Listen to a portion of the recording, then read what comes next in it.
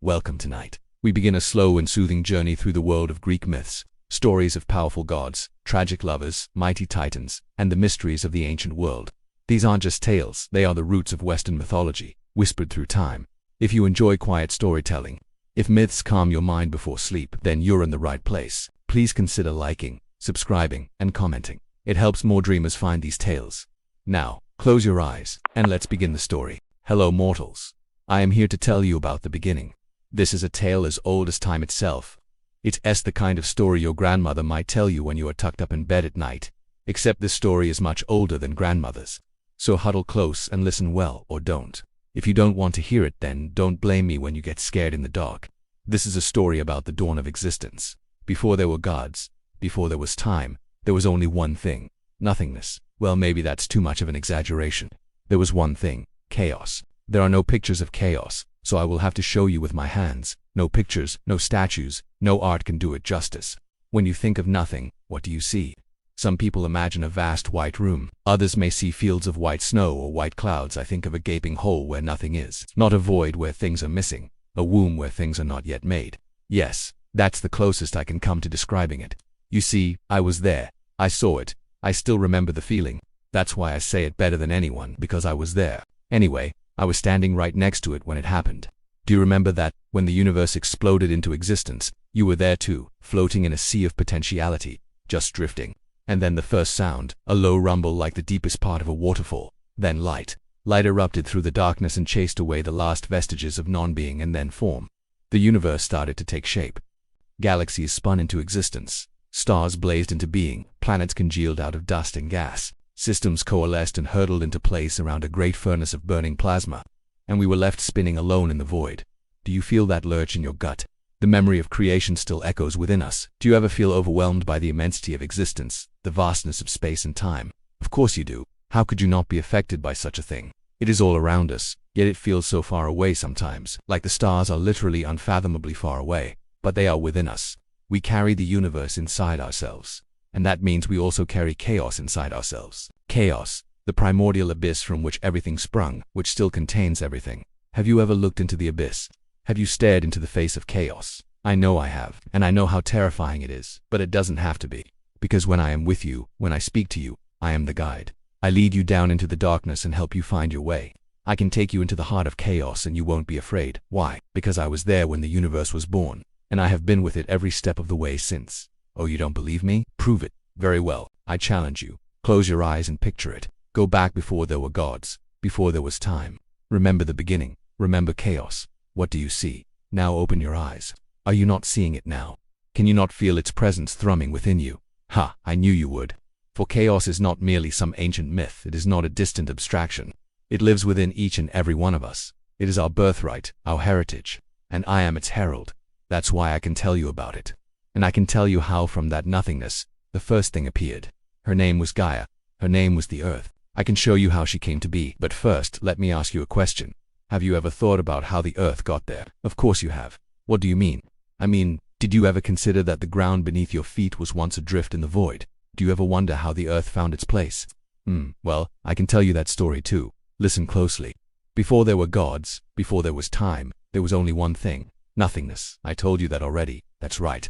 From the formless abyss, Gaia emerged. From the boundless void, Gaia crystallized. From the state of non-being, Gaia came to be. She was not born, she simply was. Imagine that. Do you understand that? No, of course you don't. You can't. You were never there. Only I was. But I will try anyway. I will try to show you. Solid, nurturing, strong, fertile, Gaia was the earth, and she had no beginning, and she has no end. And yet later, the sky would come, then Gaia was alone. Imagine that. What would you do if you were the only thing in existence? What would you do if you were the earth and the universe was yours and yours alone? Would you be lonely? Perhaps, maybe you would yearn for company. You might wish that someone would share the burden of existence with you. You know, if I were in that situation, I would probably spend a lot of time talking to myself. I'd have no one else to talk to after all. And I love talking to people. I love sharing stories and hearing other people's tales. I bet you do too. Otherwise, you wouldn't have stayed around long enough to hear mine. Gaia must have felt the same way because she started telling stories. And as she spoke, her stories took form. From the mists of her breath, mountains rose. From the tears on her cheeks, rivers flowed. From the laughter bubbling from her lips, waterfalls cascaded down the mountainsides. From the warmth of her smile, Valleys bloomed with plants and flowers and trees. From the sun that shone from her belly, grain ripened on golden stalks. From the moon that glowed in her womb, fruits swelled on the vines. As she walked the earth, birds sang. When she lay down on the hills, clouds drifted overhead. As she slept, shooting stars streaked across the darkness, and from her dreams galaxies exploded into being. When Gaia finally stopped talking, she realized she wasn't alone. The earth teemed with life, and she was very pleased with what she had made, but still she was alone. Did you ever feel that way? I know I have. Sometimes it's nice to have company. Sometimes you don't want to spend all your time on your own. Don't you agree? Well, Gaia thought so too. She longed for someone to share the burden of existence. She wanted someone to help her care for the world. So she started making more life, little copies of herself. She made creatures out of clay and water and wind. She made beasts from the fire in her belly. And she populated the earth with all kinds of living things.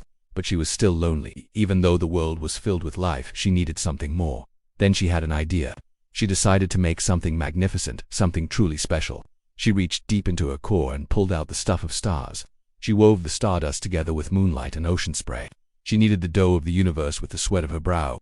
And from the clay of the earth, she crafted a being of such beauty that even the gods would be jealous. His name was Uranus, the sky, and he was unlike anything Gaia had made before. His skin was hard as diamond and soft as silk. His muscles rippled like the tides of the ocean. His hair flowed like the winds of heaven. His eyes burned like distant suns, and his voice boomed like thunder. And when he turned to Gaia and smiled, Gaia fell in love. Ah yes, I remember that. When he approached her and wrapped his great arms around her, she melted into his embrace. And from their union, the world as we know it began. The sky touched the earth, mountains rose, rivers flowed, stars blinked into being, oceans churned and roiled. Volcanoes rumbled and belched smoke, whirlwinds sang across the barren lands, rain fell from the clouds and washed over the dry ground. Creatures stirred and moved for the first time. Plants unfurled their leaves towards the light. Birds took flight. Fish swam through the seas. Animals roamed the hills and valleys. Insects buzzed and crawled. And all the while, Gaia and Uranus watched and smiled at each other. They were one. They were everything. They were the universe. Yes, I remember that moment well. I was there. In fact, I was everywhere. Now, can't you feel it? Feel the spark of that moment inside yourself. Don't you feel how it connects you to everything that breathes? Don't you see how it binds you to every living thing? And Gaia and Uranus were one, but they were many too. For from their union, children came, and those children were mighty. Some were terrible, some were beautiful, some were beautiful, some were funny, some were wise, some were mischievous, and some were sneaky. At first, Gaia and Uranus loved to watch their children play. They were Gaia's children, after all. But then Gaia's children grew up and became more and more powerful. Soon they were shaping the world to their whims. Ocean covered the flatlands, moon controlled the tides, sun blazed down from the sky. Time turned the earth on its axis. North wind blew through the valleys. South wind carried the scent of flowers. East wind brought rain to the thirsty soil. West wind whispered secrets to the trees. Dawn touched the mountains with gold. Dusk painted the sky with purple hues. Spring coaxed new life from the seeds in the ground. Summer bathed the earth in golden sunlight. Autumn clothed the trees in crimson robes. Winter frosted the world in shimmering ice. And they were all Gaia's children. They were the Titans. Oh, I loved those days. I loved watching the Titans frolic across the earth, swim in the seas, soar through the skies. They were wonderful, and Gaia loved them with all the love a mother could muster. Uranus did too, at first. But as the Titans grew older, Uranus's feelings changed. He didn't like their boisterous games anymore. He hated the way their powers disrupted his perfect peace. He despised the Titans. Then he did something terrible. He forced Gaia's children deep into her womb. He trapped them in the darkness of her belly. He kept them hidden away. And the Titans cried out in anger and pain, and Gaia wept for her children. She moaned and groaned, she trembled and quivered, and the whole earth shook with her sorrow. You felt it, didn't you? Of course you did. You felt the pain of the earth when the sky tore her open and shut her up. You felt the rage of the Titans when they were imprisoned deep within her belly. You felt the fury of the monsters when they were banished to the darkest pits of hell. Gaia was sad. She was scared. She didn't know what to do. Her children needed help. That's when she called upon her youngest, Cronus, the Lord of the New Time. Gaia whispered to him, "Son, it is time. You must save your brothers and sisters. You must free your siblings from the prison of my womb. You must defeat your father, the tyrant Uranus, and castrate him. Only then can the world be as it was meant to be." And Cronus listened to his mother. He took the sickle forged by the Psyche. He crept up on his sleeping father and cut off his genitals. Then he hurled them behind him. The severed genitals fell away into the darkness. Blood spilled out of the wounds and dripped down onto the earth. And from that blood, more life sprang forth. But that is a story for another time. The story of rebellion had begun, but it wasn't over yet. Not by a long shot. Stay tuned and you will hear how the Titans rose again and the earth trembled with their power. You will hear how Zeus took his revenge on Cronus, and how the Olympians seized control of the cosmos. Or maybe you would rather hear the story of the Titans, the monstrous offspring of Gaia and Uranus, the ones that dwell in the darkest pits of hell. Which story shall I tell you? Choose wisely, mortal, for I am the teller of tales, and I weave the threads of fate. Choose and I will weave. In the beginning there was only sky. It had no name, but we will call it Uranus to give it form. And in that time there was nothing else. But soon, the earth would be born from the depths of the great sea. So deep and dark was this primordial ocean that even the gods could not see through it. But from its darkness, a giant emerged, strong and tall, his legs like quills, his eyes like burning stars. He was Cronus, son of Uranus and Gaia, the personification of the earth. His heart pounded with the rhythm of creation, each beat an echo of the universe's birth. When he reached for the sky, his fingers brushed against the hard edge of the world where heaven and earth met. It was cold and unyielding, like marble or stone. But Cronus was not deterred. Instead, he reached higher, wanting to feel the warmth of the sun, the caress of the wind, the taste of sweet nectar, and the song of the birds. Oh, how he wanted to reach the stars. But after many long years of reaching, he could still only touch cold stone. And as he gazed upon the endless expanse above him, a deep sadness filled his heart. And as he stood there pondering, another thought came into his mind. Who had made the sky? Who had set the bounds of heaven and earth? Why did he, child of the earth, yearn for the cold embrace of the sky? Then a voice answered him from within the depths of the earth. Father made the sky, my husband, Uranus. Then Gaia spoke again, her voice like grinding stones. He alone holds the power to shape the world. Only he can make the earth and sky one. Cronus trembled when he heard these words. Uranus, the father he had never seen, now held the power to grant him his heart's desire. So Cronus did what any reasonable god would do. He attacked his father's genitals. You heard me right. Uranus got castrated by his son. Castration. Talk about an epic story, huh? Yeah, it must have been pretty nuts for him to realize that his dad was ungiving him what he wanted. So he decided to take matters into his own hands. Yeah, literally. This story is actually one of the most famous stories in Greek mythology, and it's all because Uranus was kind of a jerk. He didn't really want to mix things up. He kept everything the same and didn't want to change anything. But Cronus was like, screw that, I'm gonna mix things up. Uranus got castrated and the world changed forever. But let us rewind a little bit because there's more to this story than just a son castrating his dad. When Cronus attacked his father, the severed genitals fell into the sea and the blood mixed with the foam to create the first goddess, the beautiful goddess Aphrodite. She rose from the waves fully grown and ready to take on the world. And then Cronus took his place beside his mother on the throne of the earth, and they ruled together, bringing order and balance to the cosmos. But let us focus on that pesky Aphrodite real quick because she is going to cause some problems later. Just you wait. Now, after he became the king of the Titans, Cronus started having some serious doubts about his decision to overthrow his dad. I mean, sure, Uranus was a total dick, but Cronus wasn't exactly Mr. Nice Guy himself either. In fact, he was even worse, like straight up evil. One day, Cronus went down to the underworld to check out how his half-brother Hades was doing, you know, god of the dead and all that. But Hades was such a downer that Cronus was like, dude, you gotta lighten up. It's not all doom and gloom down here. Let's shake things up a bit. And Hades was all, nah, I'm good. I like it dark and gloomy. And Cronus was like, okay, well don't blame me when things get real ugly. And he left Hades to his darkness, taking his scythe with him as a souvenir. Not long after that, Cronus was hanging out with his other half-siblings, Poseidon and Zeus. You know, god of the seas and god of the sky. They were chilling out, just hanging loose. And Cronus was like, hey, I got a great idea. Let's divide up the universe so we can all rule our own domains. And Poseidon and Zeus were all, yeah, that sounds like a blast. Let's do it. So they drew lots to see who would get what, and Cronus ended up with Gaia, the earth. Poseidon got control of the seas and Zeus got the sky. Now, before anyone starts thinking that this is all just some big family feud, let me tell you, Cronus was a master manipulator. He gave his sons the worst parts of the universe, hoping they would grow up and hate him for it. But hey, maybe he just didn't know any better.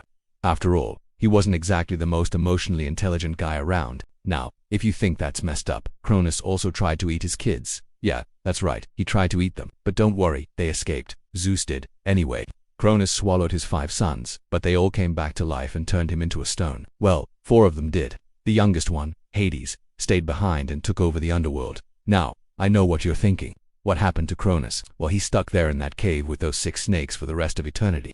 And honestly, that's probably the least painful part of his punishment. Now, you might be wondering why Cronus didn't just escape from the cave. I mean, it's not like he couldn't, right? Well, the thing is, he's kind of trapped there because of his own power. Remember how he ate his kids? Yeah, well, they used that against him. They turned his own power against him. and that's what's keeping him trapped. You might also be wondering why Zeus didn't just kill Cronus. I mean, he had the chance, right? Well, the thing is, killing your father isn't exactly something that the Greeks were into.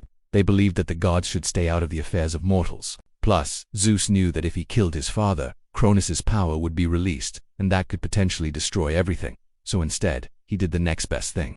He trapped him in a cave with some snakes. And if you're wondering why Zeus didn't just get rid of the snakes, well, you're missing the point.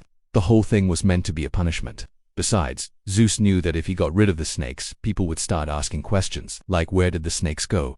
Did Zeus kill them? And then what? People would start thinking that Zeus was a murderer. And you can't have that. I mean, maybe you can, but I'm not going to condone it. Honestly, though, the whole situation was just a mess.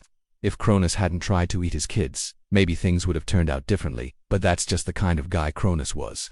He was impulsive, unpredictable, and ultimately responsible for all the pain and suffering that would befall the universe. So yeah, maybe it was kind of fitting that he ended up stuck in a cave with snakes.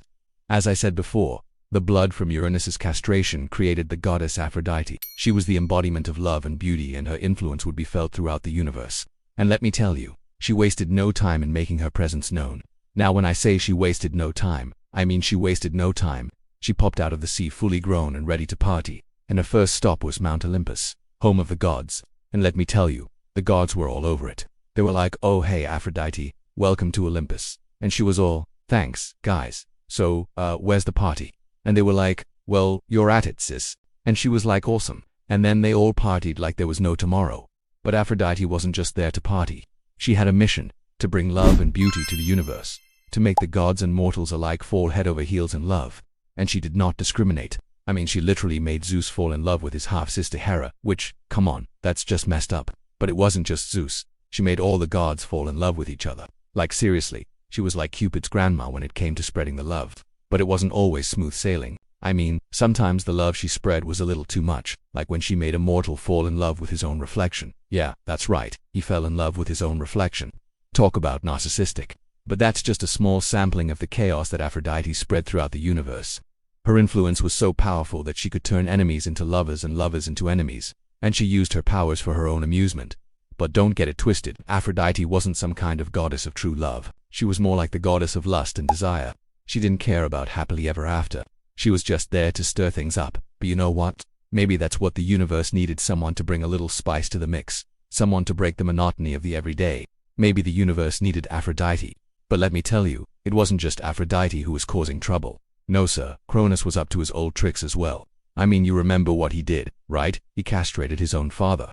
That's some messed up stuff. But I guess he just couldn't help himself. I mean, the guy had a sick obsession with cutting things off. I mean, just look at his scythe. I mean, it's not exactly subtle, is it? But you know what? Maybe it wasn't all bad. I mean, thanks to Cronus, we got rid of Uranus. I mean, talk about a breath of fresh air. I mean, Uranus was like the most boring god ever. I mean, the guy literally didn't change anything. I mean, can you imagine if he had kept on being king? I mean, we wouldn't have had any of the fun stuff. You know, the Trojan War, the whole Zeus and Hera drama. I mean, none of it. I mean, we would still be stuck in that old boring universe. I mean, just think about it. But you know what? Maybe it wasn't all about Cronus either. Maybe it was just the natural order of things. I mean, the universe had to evolve, right? I mean, you can't stay in the same place forever. I mean, you have to move forward. I mean, that's just the way things work. I mean, think about it. I mean, Cronus had to overthrow Uranus. I mean, how else was he going to become king? I mean, he couldn't just sit around and wait for Uranus to die, could he? I mean, that would have been crazy. I mean, he had to take action. I mean, that's what being a leader is all about.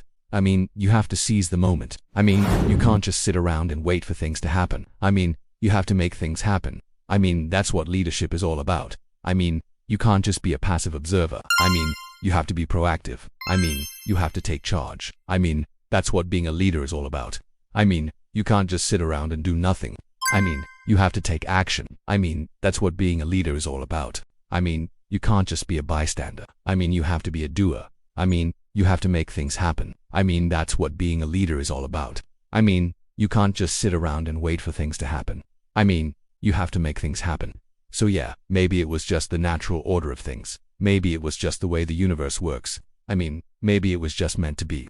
Alright folks, that's all the time we have for today's episode. But don't worry, the adventure continues in the next episode. So be sure to subscribe and join us next time for more epic tales from the world of Greek mythology. Until then, keep an eye out for pesky goddesses, and remember, even gods have problems. We'll see you next time. Before the days of the Olympians, there was an age of peace and prosperity known as the Golden Age. It was a time when humanity lived in innocence, free from want or fear, and nature flourished under the watchful gaze of the Titans.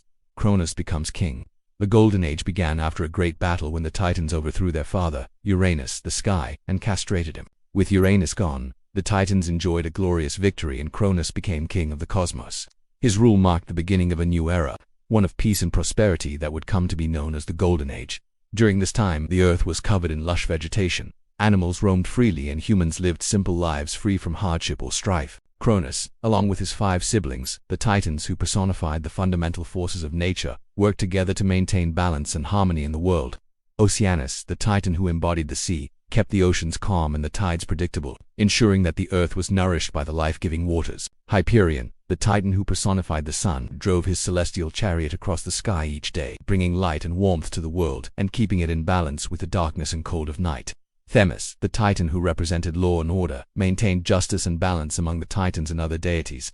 Her wisdom and foresight helped to prevent conflicts and keep the cosmos in harmony. Mnemosyne, the Titan who embodied memory, preserved the history and knowledge of the past, ensuring that the lessons of previous generations were not forgotten.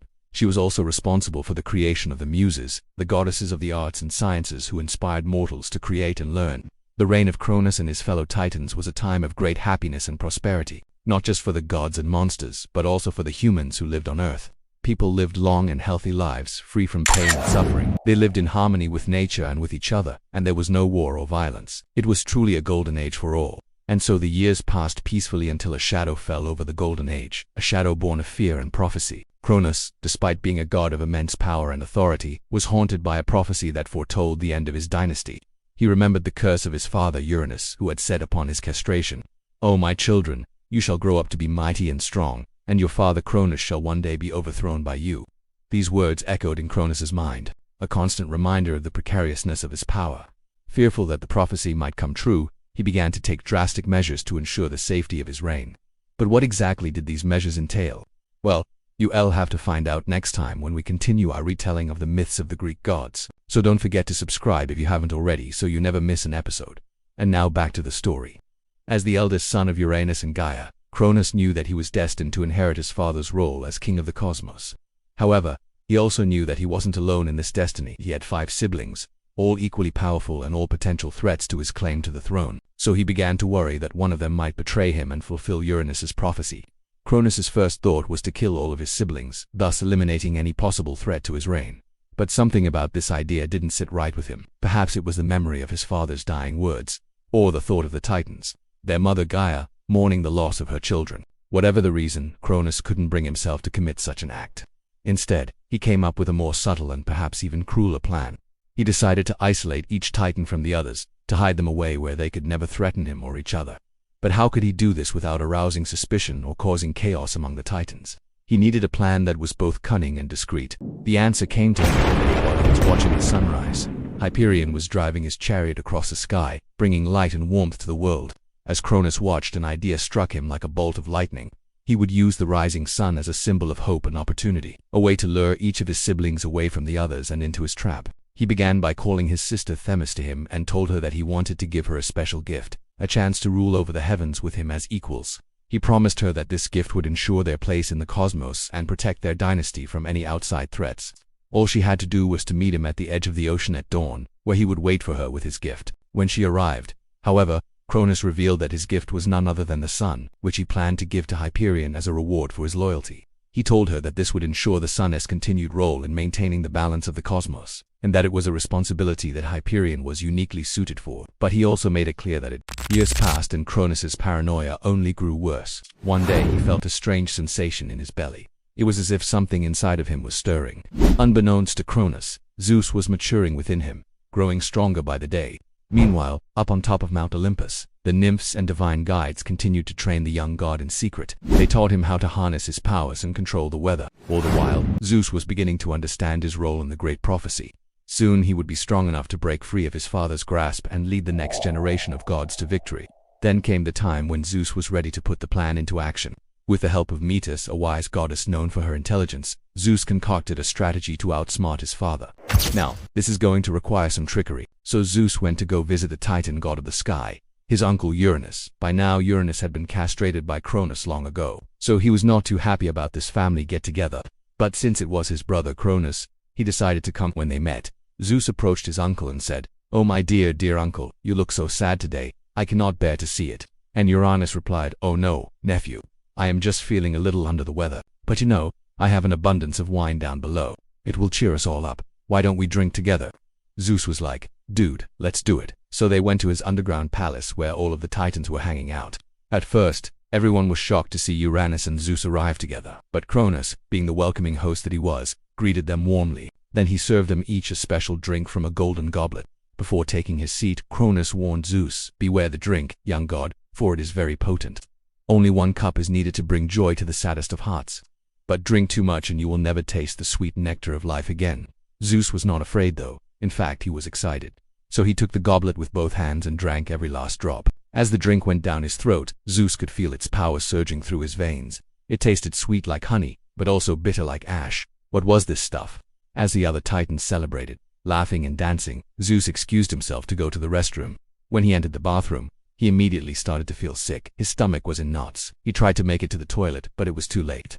Zeus threw up all over the floor. In the midst of his misery, 5 figures emerged from the depths of his being. They were his brothers and sisters, Ischia, Demeter, Hades, and Poseidon. They were fully grown gods now, ready to take their place in the world. And then, with a mighty roar, Zeus belched out Cronus. The Titan king looked upon his children with disbelief. "How could this be? How are you alive?" And Zeus answered, "You forgot, father, that I am immortal. No curse can touch me." Then Zeus commanded his siblings to attack, and a great battle began. The 5 Olympians fought bravely, but they were no match for the full force of the Titans. Just as it seemed all hope was lost, Zeus called out to his siblings and said, "We must flee and regroup." So they did, and soon they found themselves hiding in the giant hollow of an oak tree. Here they planned their next move. Hera suggested that they should try to persuade the other gods to join their side.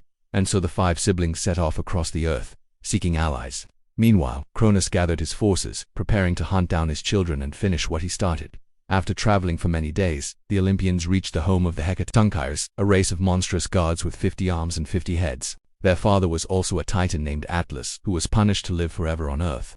With their help, the Olympians were becoming more powerful by the second, but Kronos was not one to sit back and watch his enemies grow. He sent his son, the Titan god of light, Hyperion, to stop them. But Zeus struck him down with lightning, and although he was mortally wounded, Hyperion managed to utter a prophecy before dying. He told them that the only way to defeat Kronos was to travel to the Caucasus Mountains and retrieve the magical sickle of the Titan goddess of victory, Nike.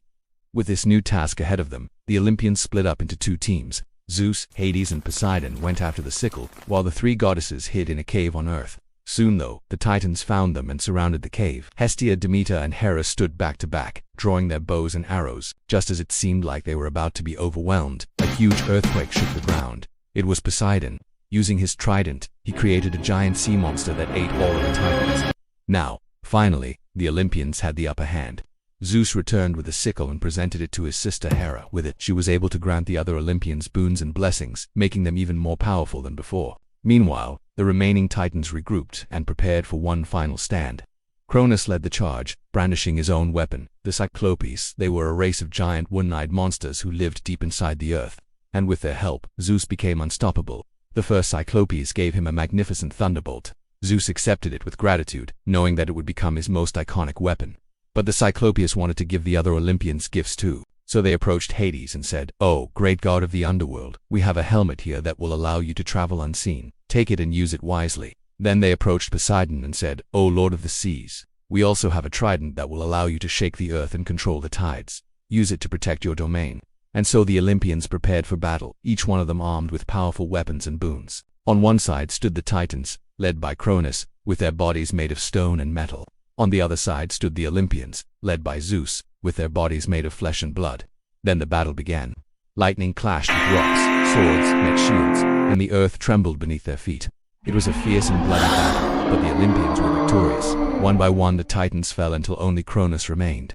Zeus raised his thunderbolt and struck the Titan king, and a blinding flash filled the sky. Cronus crumpled to the ground, defeated at last. The Olympians had won the war, But there was still one more thing to do. Zeus approached his father and said, "Father, you have suffered enough. Now it is time for you to face the consequences of your actions." So he and his siblings took their father and the other titans and threw them into the deepest pit of the underworld, which would become known as Tartarus. There, they would be imprisoned for eternity, guarded by the Hecatonkainas. Finally, the war was over and Zeus rose to become the new king of the heavens. A new age had begun, the age of the Olympians. The war had ended. The titans were no more. Peace settled over the skies. Zeus stood tall, quiet and watchful. His eyes, like lightning, surveyed the vast expanse below. The earth breathed slowly, finally free of the titans' heavy chains. But peace is only the beginning. The world was broken and it needed rulers. Balance had to be restored. So Zeus called his brothers. Poseidon, shaker of earth, and Hades, king of the dead. They stood above the clouds, three figures silhouetted against the dawning light. Each held a scepter, a trident, and an ominous helm. They faced each other, their fates intertwined, their destinies yet unwritten. And it was then that Zeus spoke, his voice echoing with the weight of ages past and future. "We stand here today," he said, his gaze sweeping across the horizon, heirs to a legacy forged in fire and strife. "Before us lies the world, wounded and waiting. It is our task to heal its broken pieces and mend its fractured heart."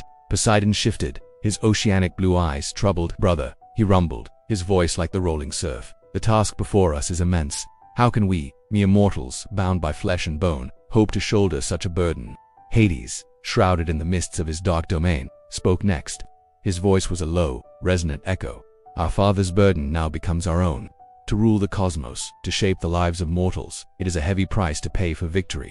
Zeus, the eldest, placed a hand on each of his brother's shoulders, his touch firm and reassuring. "We are not merely mortals," he said, his eyes blazing with the fire of purpose. "We are gods, children of the titans, born of the primordial chaos. We have endured the trials of war, faced the darkness of the labyrinth, and conquered the monstrous Typhon. Are we not then more than conquerors through Christ who loved us?" His brothers looked back at him, their expressions softening. Poseidon saw the unwavering determination in Zeus's eyes, the same fire that had ignited the war, that had driven them through years of hardship and sacrifice. Hades recognized the strength in Zeus's voice, the echoes of their father's booming presence tempered by the wisdom of their mother's gentle spirit. "You are right, brother," Poseidon said, his voice stronger now, resonating with the power of the sea. "We are gods, and with your guidance we shall fulfill our destiny." Hades nodded, his face still as impassive as the shadows that clung to him, but his silence was acceptance. In that moment of unity, they made a solemn vow to rule the cosmos with justice and wisdom. They would heal the wounds of the world and restore balance to the universe. Then, with a nod to his brothers, Zeus stepped forward. Taking a deep breath, he raised his mighty scepter towards the heavens. "Let the world know," his voice boomed, shaking the very foundations of reality, "that the age of the Titans is over. The new era has begun." With that, the three brothers stood in solemn silence, each lost in thought, contemplating the monumental task that lay ahead of them. The fate of the world, the hopes and dreams of countless mortals rested on their shoulders. Yet despite the immensity of the task, there was a sense of resolve, of purpose in their stance. They were ready to face whatever challenges lay ahead, to confront any threat that dared challenge their rule. As the sun climbed higher in the sky, bathing the world in its golden light, the three brothers went their separate ways. Each returned to their realms, carrying with them the weight of their responsibilities. Their journey had just begun. In the grand tapestry of existence, this moment marked the dawn of a new era, the rise of the Olympians. As the world below stirred to life, unaware of the momentous decisions made in the heavens, the stage was set for the next chapter in the eternal saga of gods and men. Zeus, king of the sky, chose his home atop Mount Olympus, the highest and most majestic of all the mountains. There he built his throne, a monument of white marble, cloud and wind, commanding a view of the entire cosmos. The palace that rose around it was a testament to divine power and grace. Its many pillared halls echoed with the murmur of the winds and the soft tread of ethereal feet. Here, sunlight filtered through celestial windows, painting the floors with shifting patterns of gold. As the news of Zeus's return spread like wildfire, the gods and goddesses, like celestial nomads, began to converge on Olympus. First among them was Demeter, goddess of the harvest and the earth's bounty. She arrived bearing the promise of autumn's ripening fruits and the warmth of hearthfires. Her presence brought life and sustenance to the mountain, transforming it into a haven of plenty. Then came Hera, Zeus's consort and queen of the gods. She ascended Olympus resplendent in her majesty, her peacock feathers a symbol of her enduring regal power. Her arrival marked the establishment of order and tradition, a reminder of the enduring strength of divine law. Next to ascend was Hestia, goddess of the hearth and home. She brought with her the sacred flame of hospitality, lighting the eternal hearth that became the center of the palace, a beacon of warmth and welcome. Following closely was Athena, goddess of wisdom and war. born from Zeus's head during a cosmic battle. She arrived with the olive branch, a symbol of peace and strategic brilliance, claiming Athens as her domain. Her presence signaled the importance of intellect and strategy, the power of planning and foresight. Then the radiant Apollo arrived, his golden chariot drawn by 4 magnificent horses. He graced Olympus with the gift of music and poetry, filling the air with the melodies of the spheres and the harmonies of the cosmos. Not long after, Artemis, virginal goddess of the moon and the hunt, joined her brother Apollo, arriving in a chariot drawn by twin silver-maned wolves. She brought with her the mysteries of the night and the untamed beauty of wilderness. Next came Ares, god of war and bloodshed, his helmet adorned with fearsome crests and his spear dripping with simulated gore. He symbolized the inevitability of conflict, the raw, untamed force of war. Hephaestus followed, lame but unbowed, carrying his hammer and anvil. His forge rang with the sounds of creation and destruction, a reminder of the creative and destructive potential inherent in the cosmos. Then Aphrodite arrived, born of the sea foam, a vision of feminine beauty and desire. She carried with her the power of love and beauty, reminding the assembled gods of the joys and complexities of mortal passion. Last but not least, Hermes, the messenger of the gods, bounded up the slopes of Olympus, his winged sandals flashing in the sunlight. With his lyre at his side and a playful twinkle in his eye, he added the element of surprise and trickery to the Olympian pantheon. So the gods gathered on Olympus, each bringing with them the essence of their domains. Around Zeus's grand throne, 12 chairs were placed, each radiating a unique divine aura, signifying the individual power and importance of each god. Thus began the legendary age of the Olympians. Together, these 12 deities, the Olympians, ruled the world, watching over mortals from their lofty abode. They guided the destinies of nations, sent dreams to mortals, summoned storms and parted the seas. They tested the mettle of heroes, granting them quests and boons. They observed love stories, sometimes encouraging, sometimes testing, always watching. Among them sat Zeus, observing the myriad tales of humanity. He saw the rise and fall of civilizations, the triumphs of courage, the tragedies of despair, the beauty of love and the agony of loss. Sometimes he intervened, sending divine omens or directly influencing events. At times he watched with amusement, chuckling at the follies of mortals.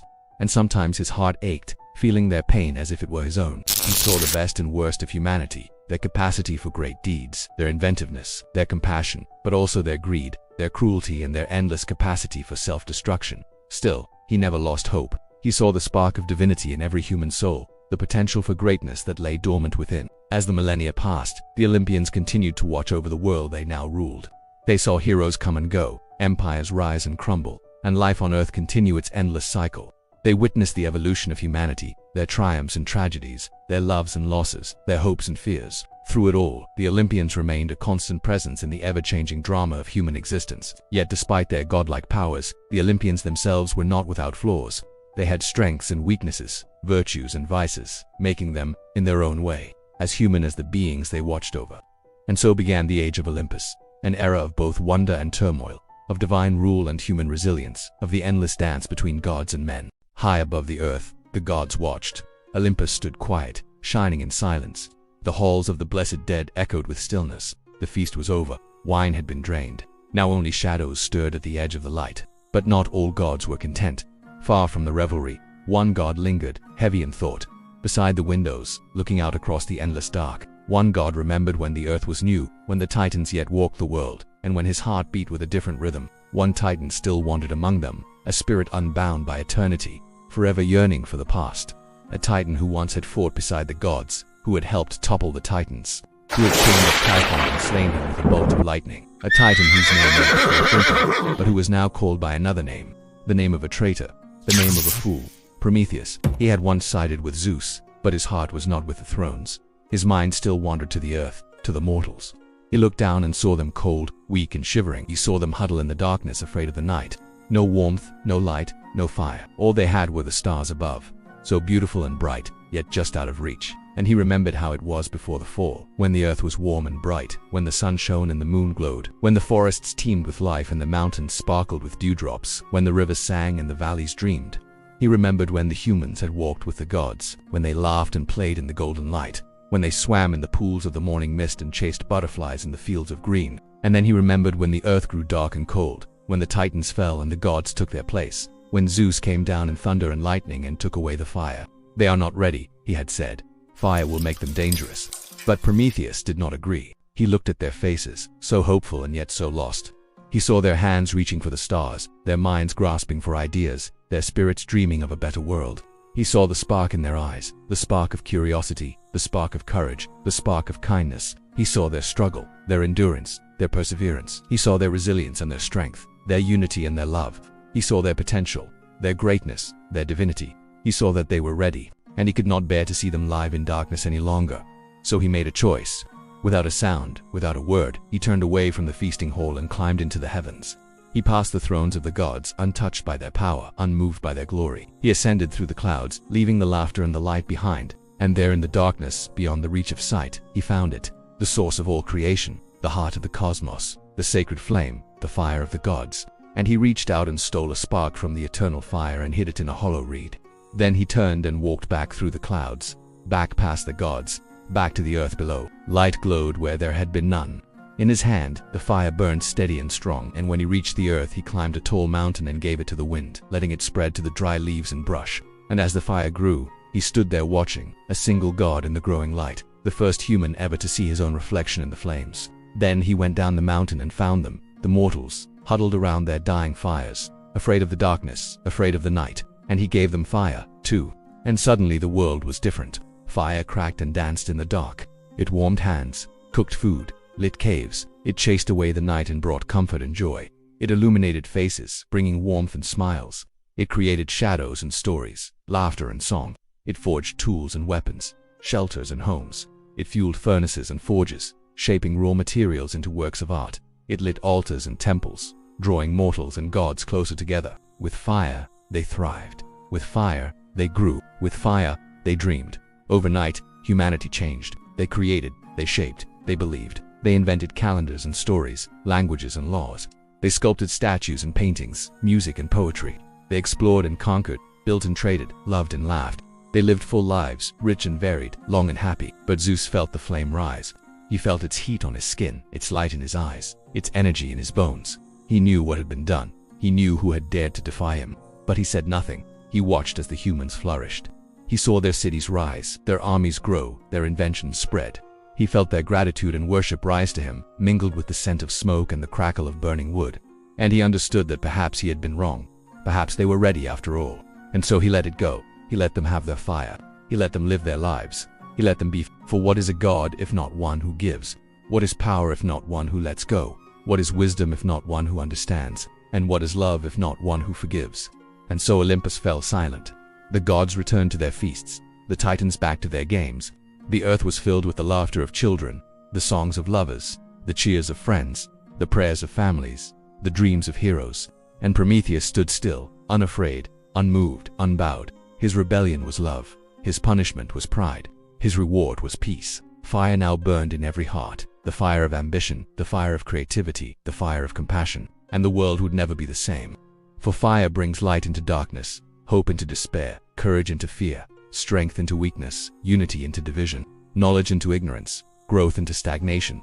Fire purifies all things. It consumes the old to make way for the new, the bad to make way for the good, the false to make way for the true. And in the end, we are left with only two choices, to burn brightly or to fade away. Long after that day, people told stories about the great Titan, the one who brought them fire, the one who showed them how to live. They called him the benefactor, the friend, the liberator, the hero. And they built temples in his honor and made sacrifices to his name and prayed for his protection and sang of his deeds. And though the gods had forgotten, the mortals remembered. For it is in our nature to remember those who have helped us, to honor those who have served us, to cherish those who have loved us. And in the end, that is all that matters. That is all that counts. That is all that remains. So let this be a lesson to us all, that even in the darkest of times, hope can still burn bright. Even in the coldest of nights, courage can still warm our hearts. Even in the face of the most powerful, compassion can still guide our steps. Even in the depths of despair, love can still set us free. For what is a god if not a source of wonder? What is power if not a force of nature? What is wisdom if not a well of knowledge? And what is love if not a flame that burns forever? As the fire crackled and danced, casting its flickering glow on the faces around him, Prometheus felt a sense of peace settle over him. His heart swelled with pride as he watched the humans gathered around the fire, their faces illuminated by its warm light. He saw the spark of understanding ignite in their eyes as they shared stories and laughter, their voices echoing in the night. In that moment, Prometheus realized that he had done the right thing. He had brought them fire not just to illuminate their path, but to ignite their potential.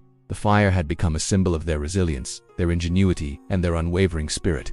As the night deepened and the fire burned steadily, Prometheus felt a profound connection to these mortals. He had been drawn to their struggles, their hopes, and their dreams. And now he saw that the fire had become the heart of their communities, bringing them together and strengthening their bonds. The fire had given them warmth and light, but it had also awakened something deeper within them, a sense of wonder, a thirst for knowledge, and a desire to create. As Prometheus watched, he saw the humans use the fire to cook their food, to craft tools, and to ward off the darkness.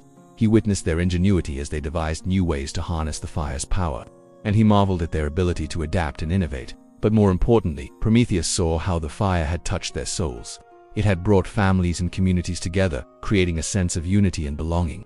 It had inspired artists and storytellers, filling the night with music, poetry, and tales of heroism. It had fostered a sense of wonder and awe in the face of the cosmos, and as Prometheus sat by the fire, surrounded by the humans and their flickering shadows, he felt a sense of contentment wash over him. He had given them the gift of fire, and in return they had given him something even more precious, a glimpse into the beauty and complexity of the human spirit. In that moment, Prometheus realized that his act of defiance had not been in vain. He had challenged the gods, not out of arrogance or pride, but out of a deep sense of empathy and compassion for the humans, and now he saw that his actions had set them on a path to greatness. The fire had become a symbol of their potential, their ability to overcome adversity and create a better future for themselves. And as Prometheus watched the humans gather around the fire, sharing their stories and their dreams, he knew that he had played a part in their journey, a small but significant part that had helped them to unlock their true potential. In the end, Prometheus's act of rebellion had not just brought fire to the humans, it had ignited their souls. In the time after fire, humans grew, they built, and they sang, and they worshipped, and the gods watched them from their homes on Olympus. But not all the gods were pleased. Zeus, king of the Olympians, saw mankind's light, and he remembered when his brother Prometheus had brought the gift of fire to the humans, and how the other gods had raged at the time.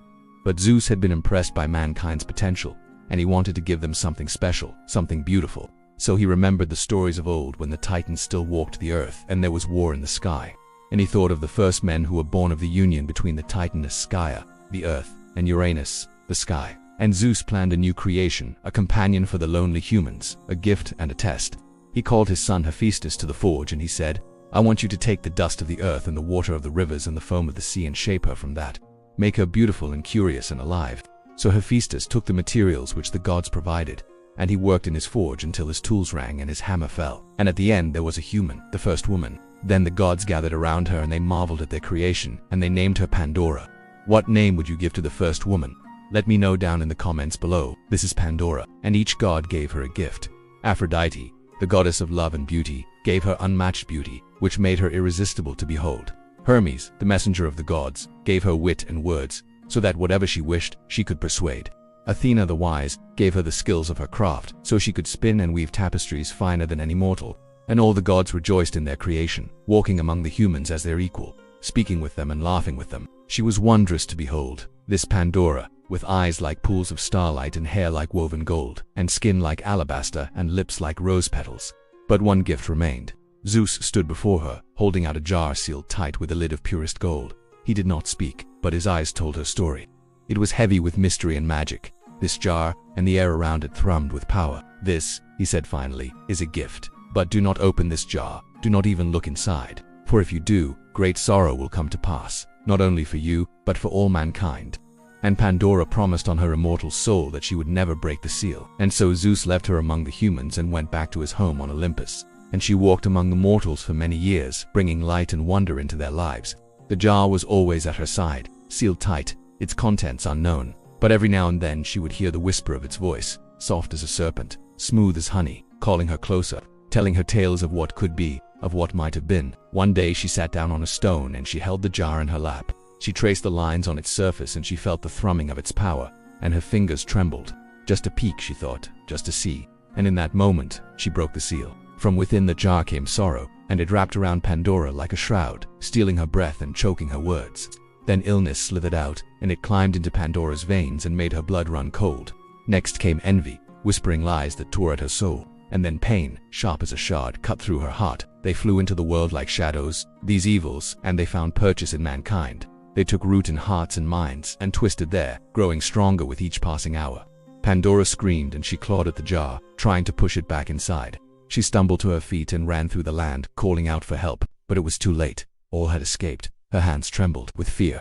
She fumbled with the lid and it slipped from her grasp and fell to the ground, cracking with a sound like thunder. All had escaped except for one thing. At the bottom of the jar, Pandora saw there was a faint glow, small as a spark, yet bright as the sun. It pulsed with a warm light, steady and sure, chasing away the shadows and soothing the pain. And as it grew, Pandora knew what it was.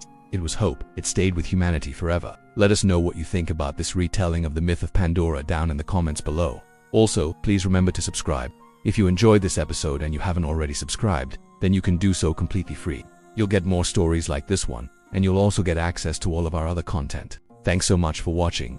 I'm your narrator, and we'll see you next time. Thanks so much for watching. I'm your narrator, and we'll see you next time. In Greek mythology, there were 5 ages of man: golden, silver, bronze, heroic, and iron. In today's episode, we are going to explore all 5 ages, starting with the best and ending with the worst. Let's go. 1. The Golden Age. This is the most idyllic time to be alive. It was created by the Olympian god Cronus during his rule over the cosmos. He established law and order after defeating his father Uranus. This was an age of peace, prosperity, and perfect harmony between gods and humans. Everyone lived long, happy, and carefree lives. There was no toil or sorrow. Everything was perfect. During the Golden Age, humans didn't have to work. The earth gave food freely. There was no farming or labor. People just lived simple and relaxed lives. They did whatever they wanted whenever they wanted. All their needs were met without any effort. They could lounge around all day doing nothing and still be totally taken care of. When someone got old and tired of life, death would come for them. But it wasn't a horrible experience. It was peaceful, like falling asleep. When a person died, their soul became a guarding spirit, also called daemons. These spirits protected and took care of the world. It was an honor to become a daemon. There was no war, because why would you fight when everything's perfect? Nobody was getting killed. There was no aging, because who cares how old you are when you're living the best years of your life forever? And finally, there was no crime, because what would you even steal? Everything was free. You had all you could ever want or need, so there was no reason to do anything bad. That is the Golden Age. Now, if you think this sounds like a boring place to live, I don't blame you. If everything's perfect, there can't be much excitement, right? Well, that's exactly what makes the next age so interesting. 2. The Silver Age. When Zeus overthrew his father Cronus, he became the new king of the cosmos. To show his dominance, he created a new race of humans. They were immature, foolish, and extremely disrespectful to the gods. The people of the Silver Age were like big babies. They lived long lives as children, but when they became adults, their lives were short and painful. They forgot about the gods who had given them life and caused them no end of trouble. Zeus was furious about this. He decided to destroy them. A great flood was sent to wipe out every human on Earth. Only a few survived by building a boat. They hid inside while the rain poured down for 9 days and nights. When it stopped, the Earth was empty. All the other humans were gone. After this, Zeus decided to make a new race of humans, but this time he made them grow up faster and be more obedient. These humans were more like us, real humans, if you will. They had to plant crops and take care of livestock. They learned to use tools and build houses. They struggled to survive and sometimes even starved to death. Life was hard now. You had to work if you wanted something. It was also during the Silver Age that Zeus introduced seasons: winter, spring, summer, and fall. The weather changed, rain and snow fell, storms blew across the land. This made growing food very difficult. People had to plant at the right time or their crops would die. They had to store food for the winter or they would starve.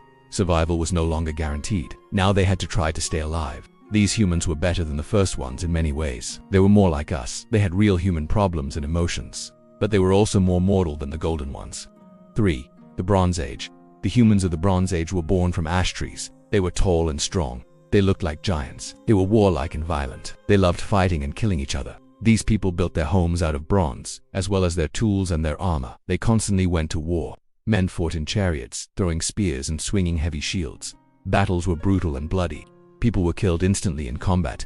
Life was short and horrible. They worshipped powerful gods like Ares, the god of war. Violence and bloodshed were normal. The strong preyed on the weak. They didn't value life or honor. These humans were scary and cruel. Eventually, they destroyed themselves. They fought so much that all the good humans were killed. Only a few remained, but they were evil. Even their weapons were evil, like sharp as spears and clubs as heavy as boulders. When someone died, their soul went to Hades. The dead were not honored. They were thrown into the ground. The Bronze Age was a time of darkness and evil. There was no hope for the future. 4. The Heroic Age. Not everyone agrees that this was a real age, but I think it deserves to be mentioned. The Heroic Age was a noble exception in the decline of humanity. After the Bronze Age, there was a brief period of time when things got better again. This may not sound like a big deal considering how horrible the other ages were, but believe me, it was amazing. The heroic age was truly special. This was the time of demigods and legendary heroes. We are talking about Heracles, Perseus, Achilles, Odysseus, Theseus, Jason, Castor and Pollux, Romulus and Remus, and so many more. They fought monsters and tyrants. They sailed to faraway lands. They went on dangerous adventures and accomplished incredible feats. During the heroic age, there were epic battles like the Trojan War and Theban War. It was a time of bravery, adventure, and excitement. Some of the greatest stories ever told happened during the heroic age. After someone died, they could be sent to Elysium. This was a paradise where the weather was always perfect, the food was delicious, and the company was amazing. The great heroes enjoyed their afterlife. They were honored and celebrated. They represented virtue, courage, and honor. I know it's only a small blip in comparison to the other ages, but the heroic age was truly great. It showed that even in the darkest of times, there can be a light of hope. 5. The Iron Age. According to Hesiod, we currently live in the Iron Age. He wrote about it in his book, The Works and Days. This is supposed to be the worst age for humans. People are greedy, unjust, corrupt, selfish, and deceitful. Everyone only cares about themselves. Families betray one another. Friends turn against each other. Husbands cheat on their wives. Parents lie to their children. Children disrespect their parents. Truth and loyalty have vanished. We live in a world where people are willing to do anything to get ahead. They backstab, scam, and exploit others.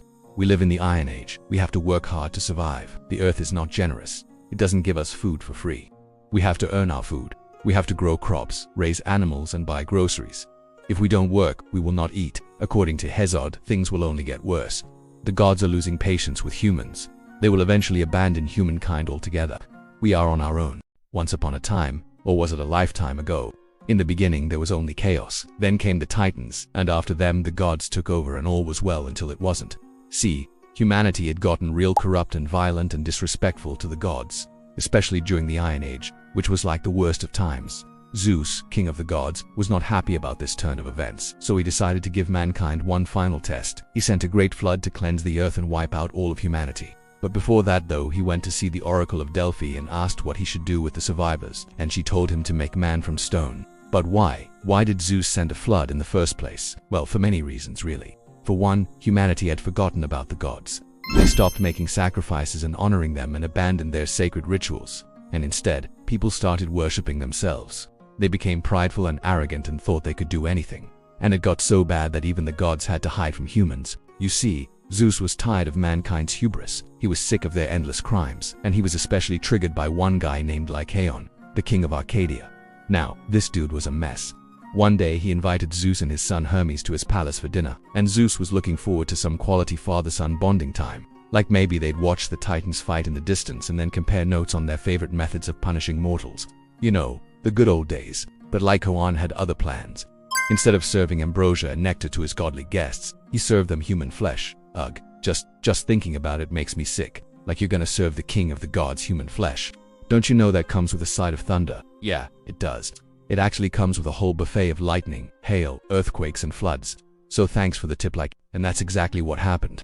Zeus sent a great flood to punish Lycaon and all of humanity. He ordered the storm god Poseidon to rise up and unleash the seas.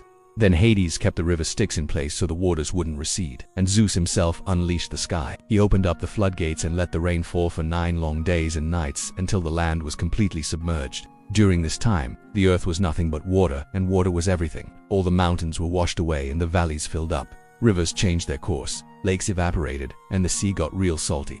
Even Olympus was trembling because no one, and I mean no one, messes with Zeus's food. That's like the third rule of Montu, guys. Seriously, that should be on a t. Now, during this time, the rain fell in sheets and the winds blew fiercely. The waves crashed against each other and the thunder roared. Lightning flashed and the world was plunged into darkness. There was no light to be seen, no sound but the raging storm. Everything was destroyed. Everyone was gone. The gods had cleansed the earth. But wait, I hear you asking, where's the ark? Where's the whole Noah's Ark thing? Well, that's coming up next. Because just when all hope seemed lost, 2 humans survived the flood. Their names were Deucalion and Pyrrha, and they survived because they were just, kinda chill with the whole divine retribution thing. Deucalion was the son of Prometheus, the titan who stole fire and gave it to the humans. And Pyrrha was the daughter of Epimetheus and Pandora. That's right, the couple who couldn't resist opening that stupid box and releasing all the evils into the world. I mean, come on, Pandora, you literally knew better. You had like a whole prophecy thing going on. But anyway, these 2, Deucalion and Pyrrha, they were super pious and they honored the gods and followed their laws. And they were chill with whatever the gods wanted. Like if you ever had the option to be chill with the gods, choose that option. It always works out in the end. So while everyone else was busy getting eaten by mythical creatures or drowned to death or turned into pillars of salt, these two were chilling in their wooden chest. See, Deucalion's dad, Prometheus, had warned him about the upcoming flood. So they built a big wooden chest, like an ark, if you will, and floated away just in the nick of time. As the rain poured down and the winds howled, the chest drifted across the water, keeping Deucalion and Pyrrha safe and dry. And after 9 days and nights of non-stop rain, the waters finally started receding. The chest landed on the top of Mount Parnassus, where it stayed until Zeus was finished with his divine cleanup. And when the water was gone, Deucalion and Pyrrha climbed out of their chest, looked around and were like, holy crap, where is everyone? Did anyone else survive? But as far as they knew, they were the only ones left. They were the only 2 humans on the planet, which might sound like a drag, but also means you're literally the luckiest person in the world, so don't stress. Then Deucalion and Pyrrha walked towards the nearest city, which was pretty much a pile of rubble at this point, but they didn't care. They needed to find someone, anyone who could help them understand what had happened and what they should do next. So they went to see the oracle of Themis, who was like the wisest woman in all of Greece. She lived in a cave on the slopes of Parnassus Mountain, and the locals believed she could predict the future and offer guidance to those seeking it. Deucalion and Pyrrha approached the cave, which was shrouded in mist and mystery. They felt a sense of reverence and awe as they stepped inside. The air was heavy with incense and the flickering flames cast dancing shadows on the walls. When the oracle saw Deucalion and Pyrrha, she greeted them with a warm smile and told them to ask her any question they desired. And you know what they asked? How are we supposed to repopulate the earth? What do you think? They were like, hey, oracle lady, we're the only humans left. We're pretty much the only people left and we're here to figure out our next move. What should we do? The oracle thought for a moment, stroking her long, flowing beard. Then she spoke in a deep, resonant voice. She said, "Oh, children of the elder race, the earth is yours to till. Throw the bones of your mother over your shoulders." Huh. Okay, I think that's a little cryptic. Like, can you translate? And the oracle continued, "Your mother is the one who conceives men on her lap, who brings forth gods on high and low. She is the source of all life. She is the earth." Ah, now it makes sense. Like, oh my gosh, you want us to throw stones, right? Like, you know, rocks, pebbles, stones. And the oracle nodded her head slowly. She said, "Go to the highest place you can find and throw stones over your shoulders." So they did. They found the highest place they could find, which happened to be Mount Olympus, where the gods lived, and they started throwing stones over their shoulders. And you know what happened next? Pure magic.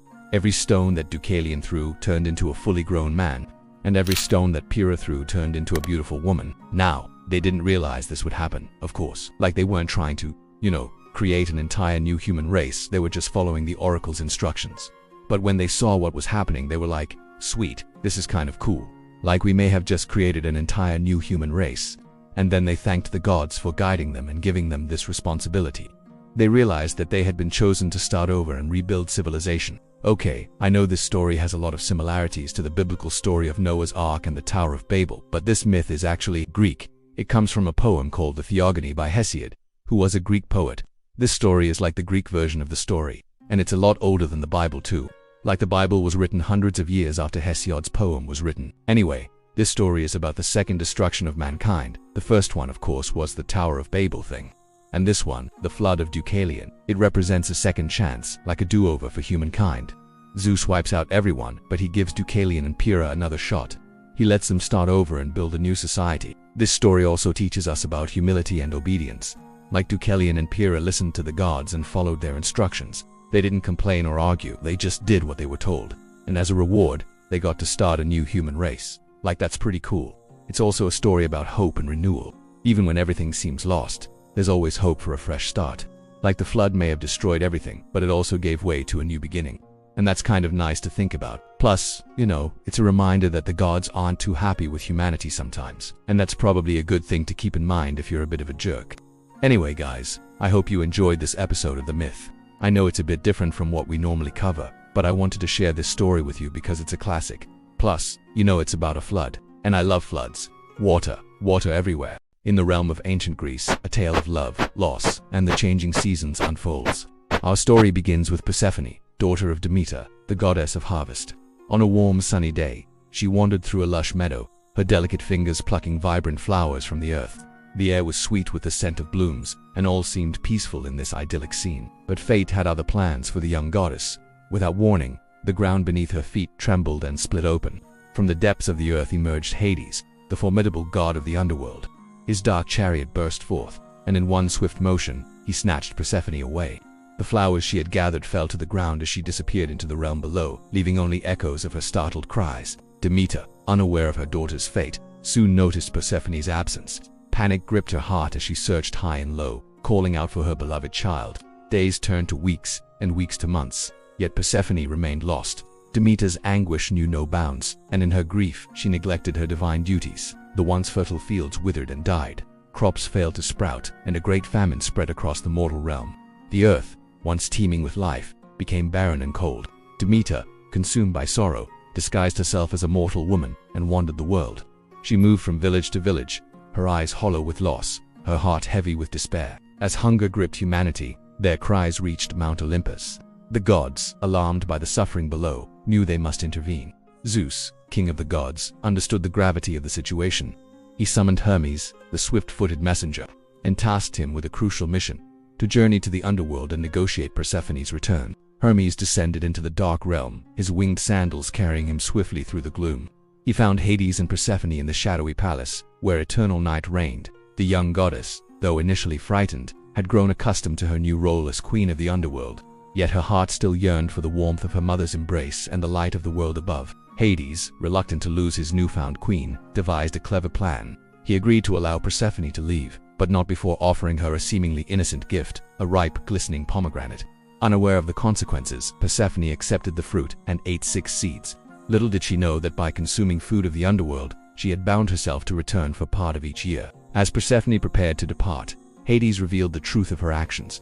The pomegranate seeds had sealed her fate, tying her eternally to the realm of the dead. Hermes, witnessing this turn of events, knew that a compromise must be reached to prevent further chaos in the world above. A divine council was called, and after much deliberation, an agreement was struck. Persephone would spend 1/3 of the year in the underworld with Hades during the cold months of autumn and winter. The remaining 2/3 she would spend with Demeter on earth, bringing forth the warmth and abundance of spring and summer. When news of this arrangement reached Demeter, her heart was filled with both joy and sorrow. She would have her daughter back, but not for the entire year as she had hoped. Still, the prospect of reunion brought life back to her weary spirit.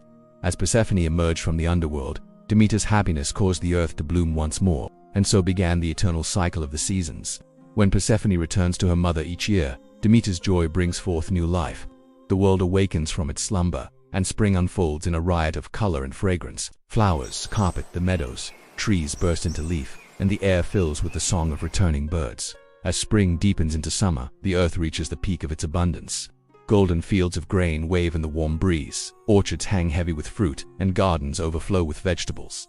Demeter, reunited with her daughter, tends to the growing things with loving care, ensuring bountiful harvests for both gods and mortals. But as autumn approaches, a melancholy settles over Demeter.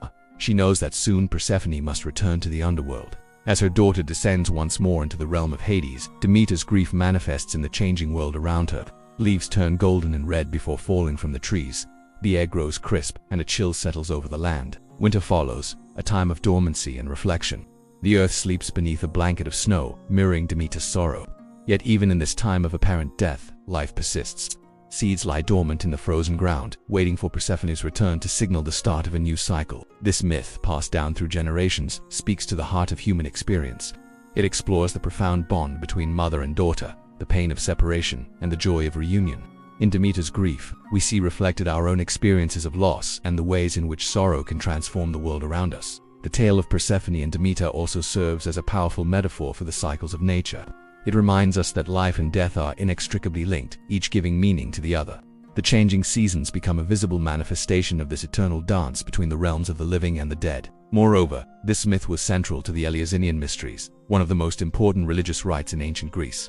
These secret ceremonies celebrated the themes of life, death, and rebirth, offering initiates hope for a blessed afterlife. The story of Persephone's descent into the underworld and her subsequent return became a powerful symbol of the soul's journey and the possibility of renewal. As we reflect on this ancient tale, we are reminded of the resilience of the human spirit. Like Demeter, we too face periods of loss and darkness. Yet the myth assures us that spring always follows winter, that joy can be found again after sorrow. It teaches us to find beauty in the changing seasons of our lives, to embrace both the abundance of summer and the quiet reflection of winter. In the end, the myth of Demeter and Persephone speaks to the deepest truths of existence. It reminds us that life is a constant cycle of endings and beginnings, of partings and reunions. Through this eternal dance, we find meaning, growth, and the ever-renewing hope of spring. Once upon a time in the days of old, there was a king and queen who had a daughter named Psyche. And Psyche, well, she was the most beautiful mortal woman on earth. People would come from all around just to catch a glimpse of her, and many even began to worship her as a goddess. But this caused a problem, or more specifically, it caused the goddess of love, Aphrodite, to get very jealous. She was furious that mortals would praise Psyche and not her. So one day, Aphrodite called her son Eros, otherwise known as Cupid, and commanded him to make Psyche fall deeply in love with the most disgusting and horrible monster he could find. So Eros went off in search of the perfect beast for Psyche to fall in love with, but he never expected to find her because, well, Psyche was the most beautiful woman he'd ever seen. And so when she caught sight of him, Eros lost control and shot her right in the heart with his arrow. But unfortunately for him, his aim was true, and as soon as Psyche felt the prick of the arrow, she too fell madly in love with the one who had shot her, none other than Eros himself. After this, a thick fog suddenly descended upon Psyche, and when it cleared, she found herself standing outside an enormous palace made of gold and ivory. Inside, servants waited on her who never aged and were invisible to all but Psyche. And every night, too, a handsome man would come to her bed and make love to her under the cover. He was clearly very good looking, but Psyche was forbidden from looking at his face. And so, year after year, Psyche lived out her days inside the palace, tended to by invisible servants and visited each night by her mysterious husband. But one day, her jealous sisters came to visit. And when they heard about her amazing palace and handsome husband, they couldn't believe that she was forbidden from seeing his face. They insisted that she had to look at him, that he must surely be some kind of monster if she wasn't allowed to see him. And so that night, as the mysterious man slept, Psyche lit a lamp and crept closer to his face to get a good look. And when she saw who it was, she gasped, for it was none other than the handsome god of love, Eros. But before she could turn away, a drop of hot oil fell from the lamp onto his chest, burning him deeply. This woke Eros up, and he looked down to see Psyche holding the smoking lamp, and he realized that she had indeed been tending to him every night. Immediately, Eros flew away, heartbroken that she had betrayed him, and he disappeared high above into the clouds. Psyche, meanwhile, was overcome with guilt. She had only wanted to take a quick peek at her husband, but now Eros was gone and she feared that she may never see him again. So she went up to Mount Olympus and begged the other gods to help her, but they all refused. Only Aphrodite, the goddess of love, would speak to her, and she gave Psyche 4 tasks to complete if she wanted Eros back. These tasks were nearly impossible, but Aphrodite was still angry at Psyche for being jealous and taking a lamp to her sleeping husband, so she made sure that each task would test Psyche both physically and mentally. The first task was to sort a mountain of seeds. Now ants happened to crawl over Psyche and she asked them to help her with her task. They agreed, and within an hour they had sorted the seeds for her. The next task was to fetch some golden wool from some very grumpy rams, and this Psyche managed to do by hiding in a cave and then waiting until the rams had fallen asleep. Then she took their wool and shorn it off, while they were still fast asleep. For her third task, Aphrodite told her to get some water from the river Styx, which was guarded by a 5-headed dragon. So Psyche hid beneath a nearby willow tree and then dipped her jar into the river as the dragon swam past. Next, she had to get some beauty from the queen of the underworld, Persephone. But this was actually a trap, and once Psyche opened the box, she fell into a deep sleep, like the sleep of death. Meanwhile, up in heaven, Eros had fully recovered from his injuries, and he was worried about Psyche, so he flew down to earth to see how she was doing. But when he arrived, he saw her lying there in the box, seemingly dead. In that moment, Eros knew that he still loved her, despite what she had done.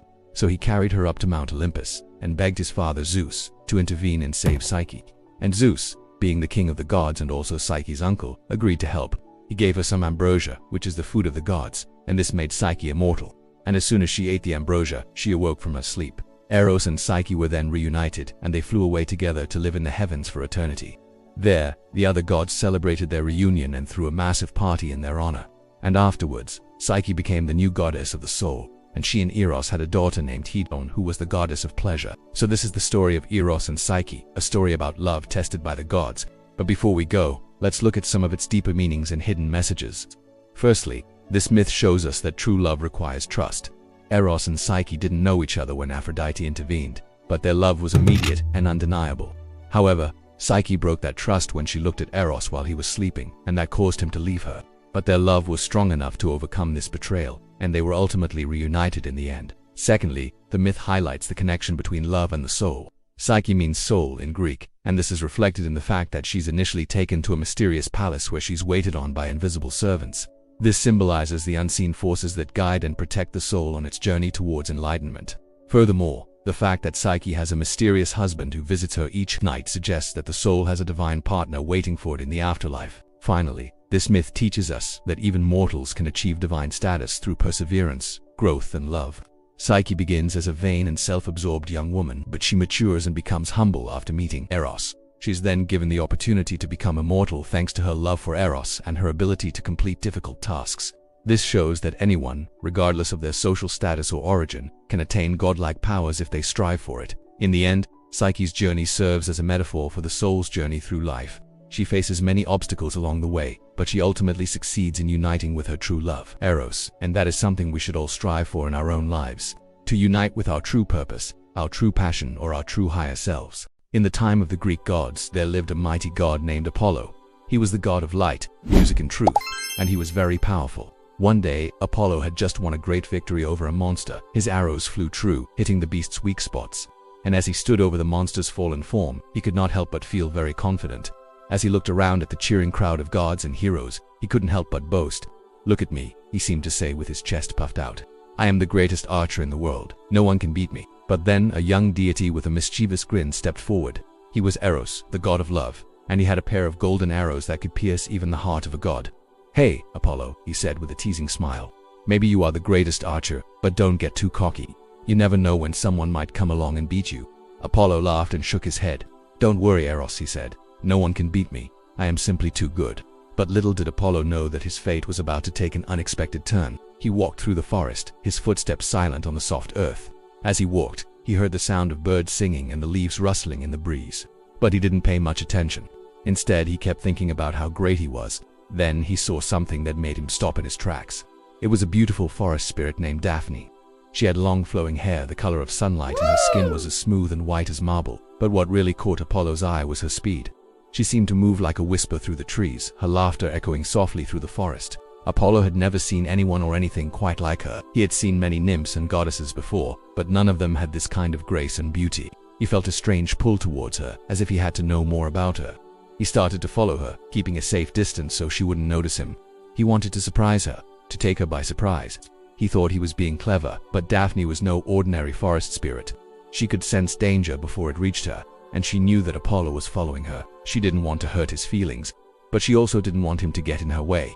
So she kept walking, her steps light and swift, deeper into the forest. She could hear Apollo's footsteps behind her, but she didn't look back. She didn't need to. She could feel his presence like a shadow following her. After a while, she came to a clearing and sat down on a nearby stone. She took a deep breath and closed her eyes, enjoying the peace and quiet of the forest. At that moment, Apollo decided to reveal himself. He stepped out from behind a tree and called out to her in a loud voice. "Hello, Daphne. I have been watching you, and I must say you are the most beautiful creature I have ever seen." Daphne's eyes snapped open and she turned to look at Apollo.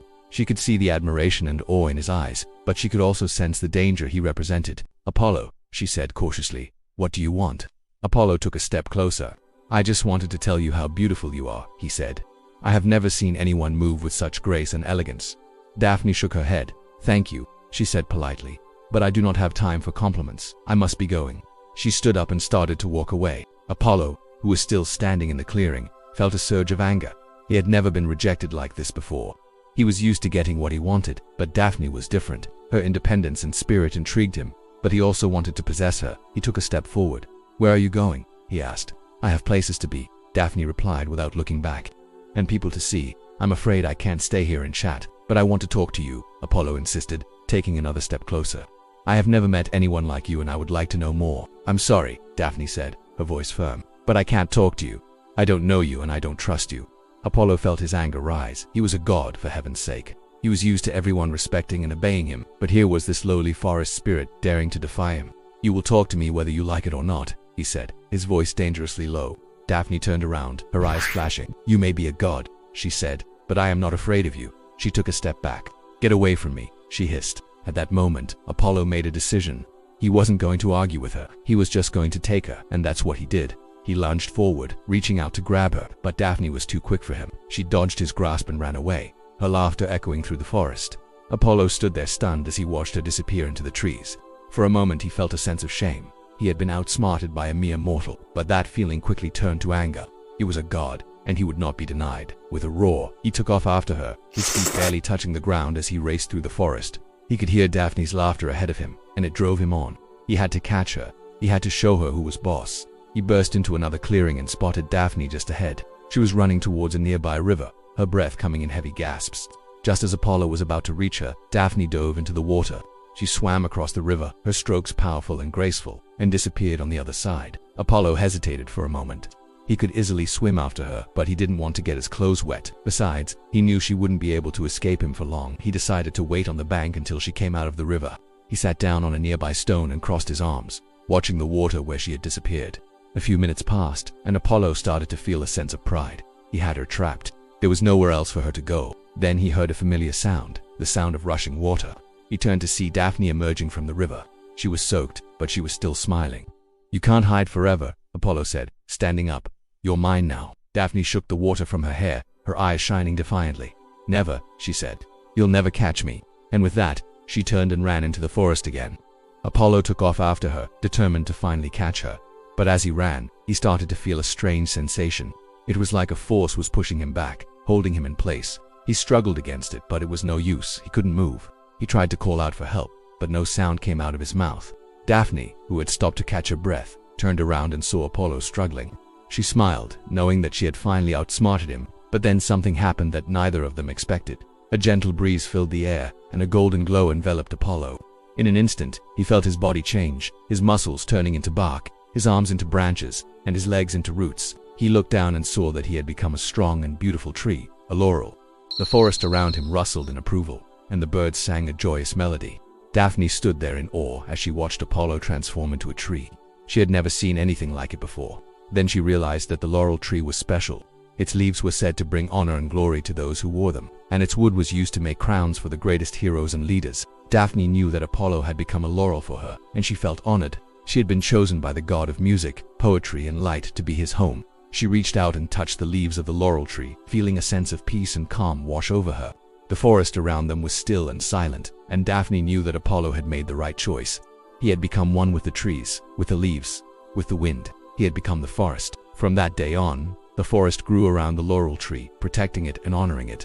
Daphne, who had become the guardian of the forest, made sure that no one would ever disturb Apollo's resting place. And so the tale of Apollo and Daphne was passed down through the ages, a reminder to all who heard it to be gentle, to be kind, and to accept the choices of others.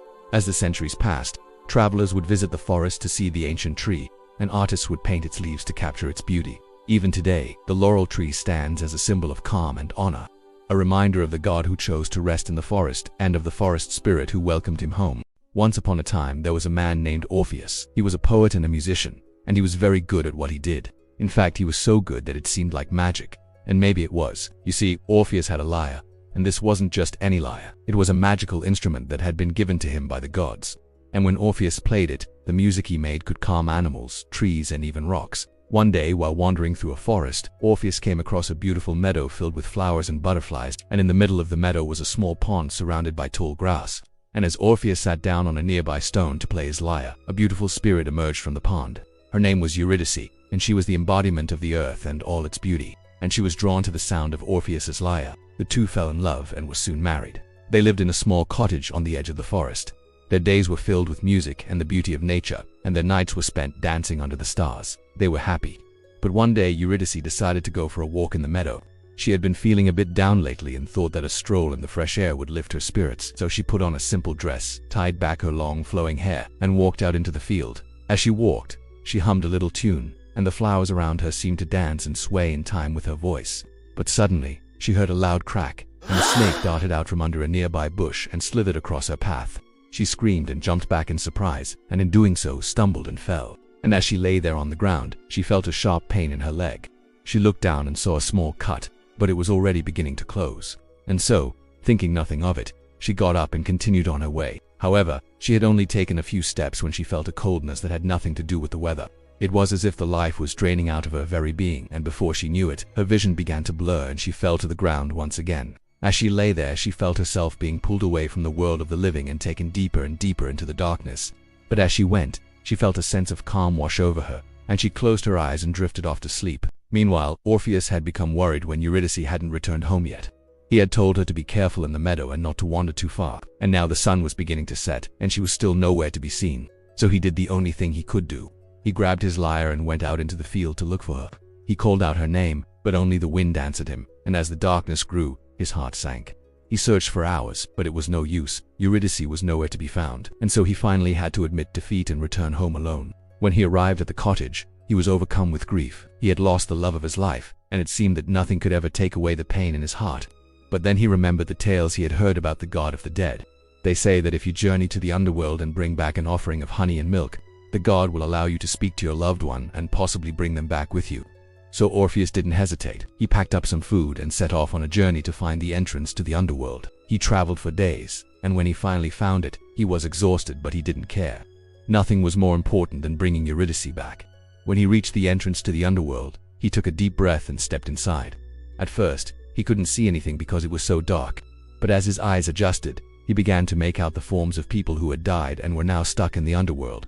He could hear them wailing and crying, and it broke his heart, but he pressed on. As he walked deeper into the underworld, he came across a river, and on the other side of the river, he saw a beautiful woman sitting on a stone. And as he approached her, he realized that she was Eurydice. She looked back at him and smiled, and Orpheus felt a surge of hope, but before he could say a word, the woman vanished. And when she reappeared, she was standing on the other side of the river. Orpheus realized that the only way to reach her was to cross the river, but it was too wide to swim and there was no bridge in sight. But then he remembered his lyre. It had carried him through so many hardships. Surely it could help him now. So he began to play, and the music he made was so beautiful that it seemed to float across the river and reach Eurydice. She listened intently, and when the song was over, she took a step toward him. Then another step, and before long, she was standing right next to him on the other side of the river. And they embraced and neither spoke a word. Now, according to the rules of the underworld, no living person was allowed to stay there, and if Orpheus wanted to keep Eurydice with him, he would have to break that rule. But he didn't care. He was willing to risk anything to be with her, even if it meant giving up his life. And so he took her hand and started to walk away. They had only taken a few steps when a voice boomed behind them. "Stop, who goes there?" And Orpheus turned to see a massive three-headed dog blocking their path.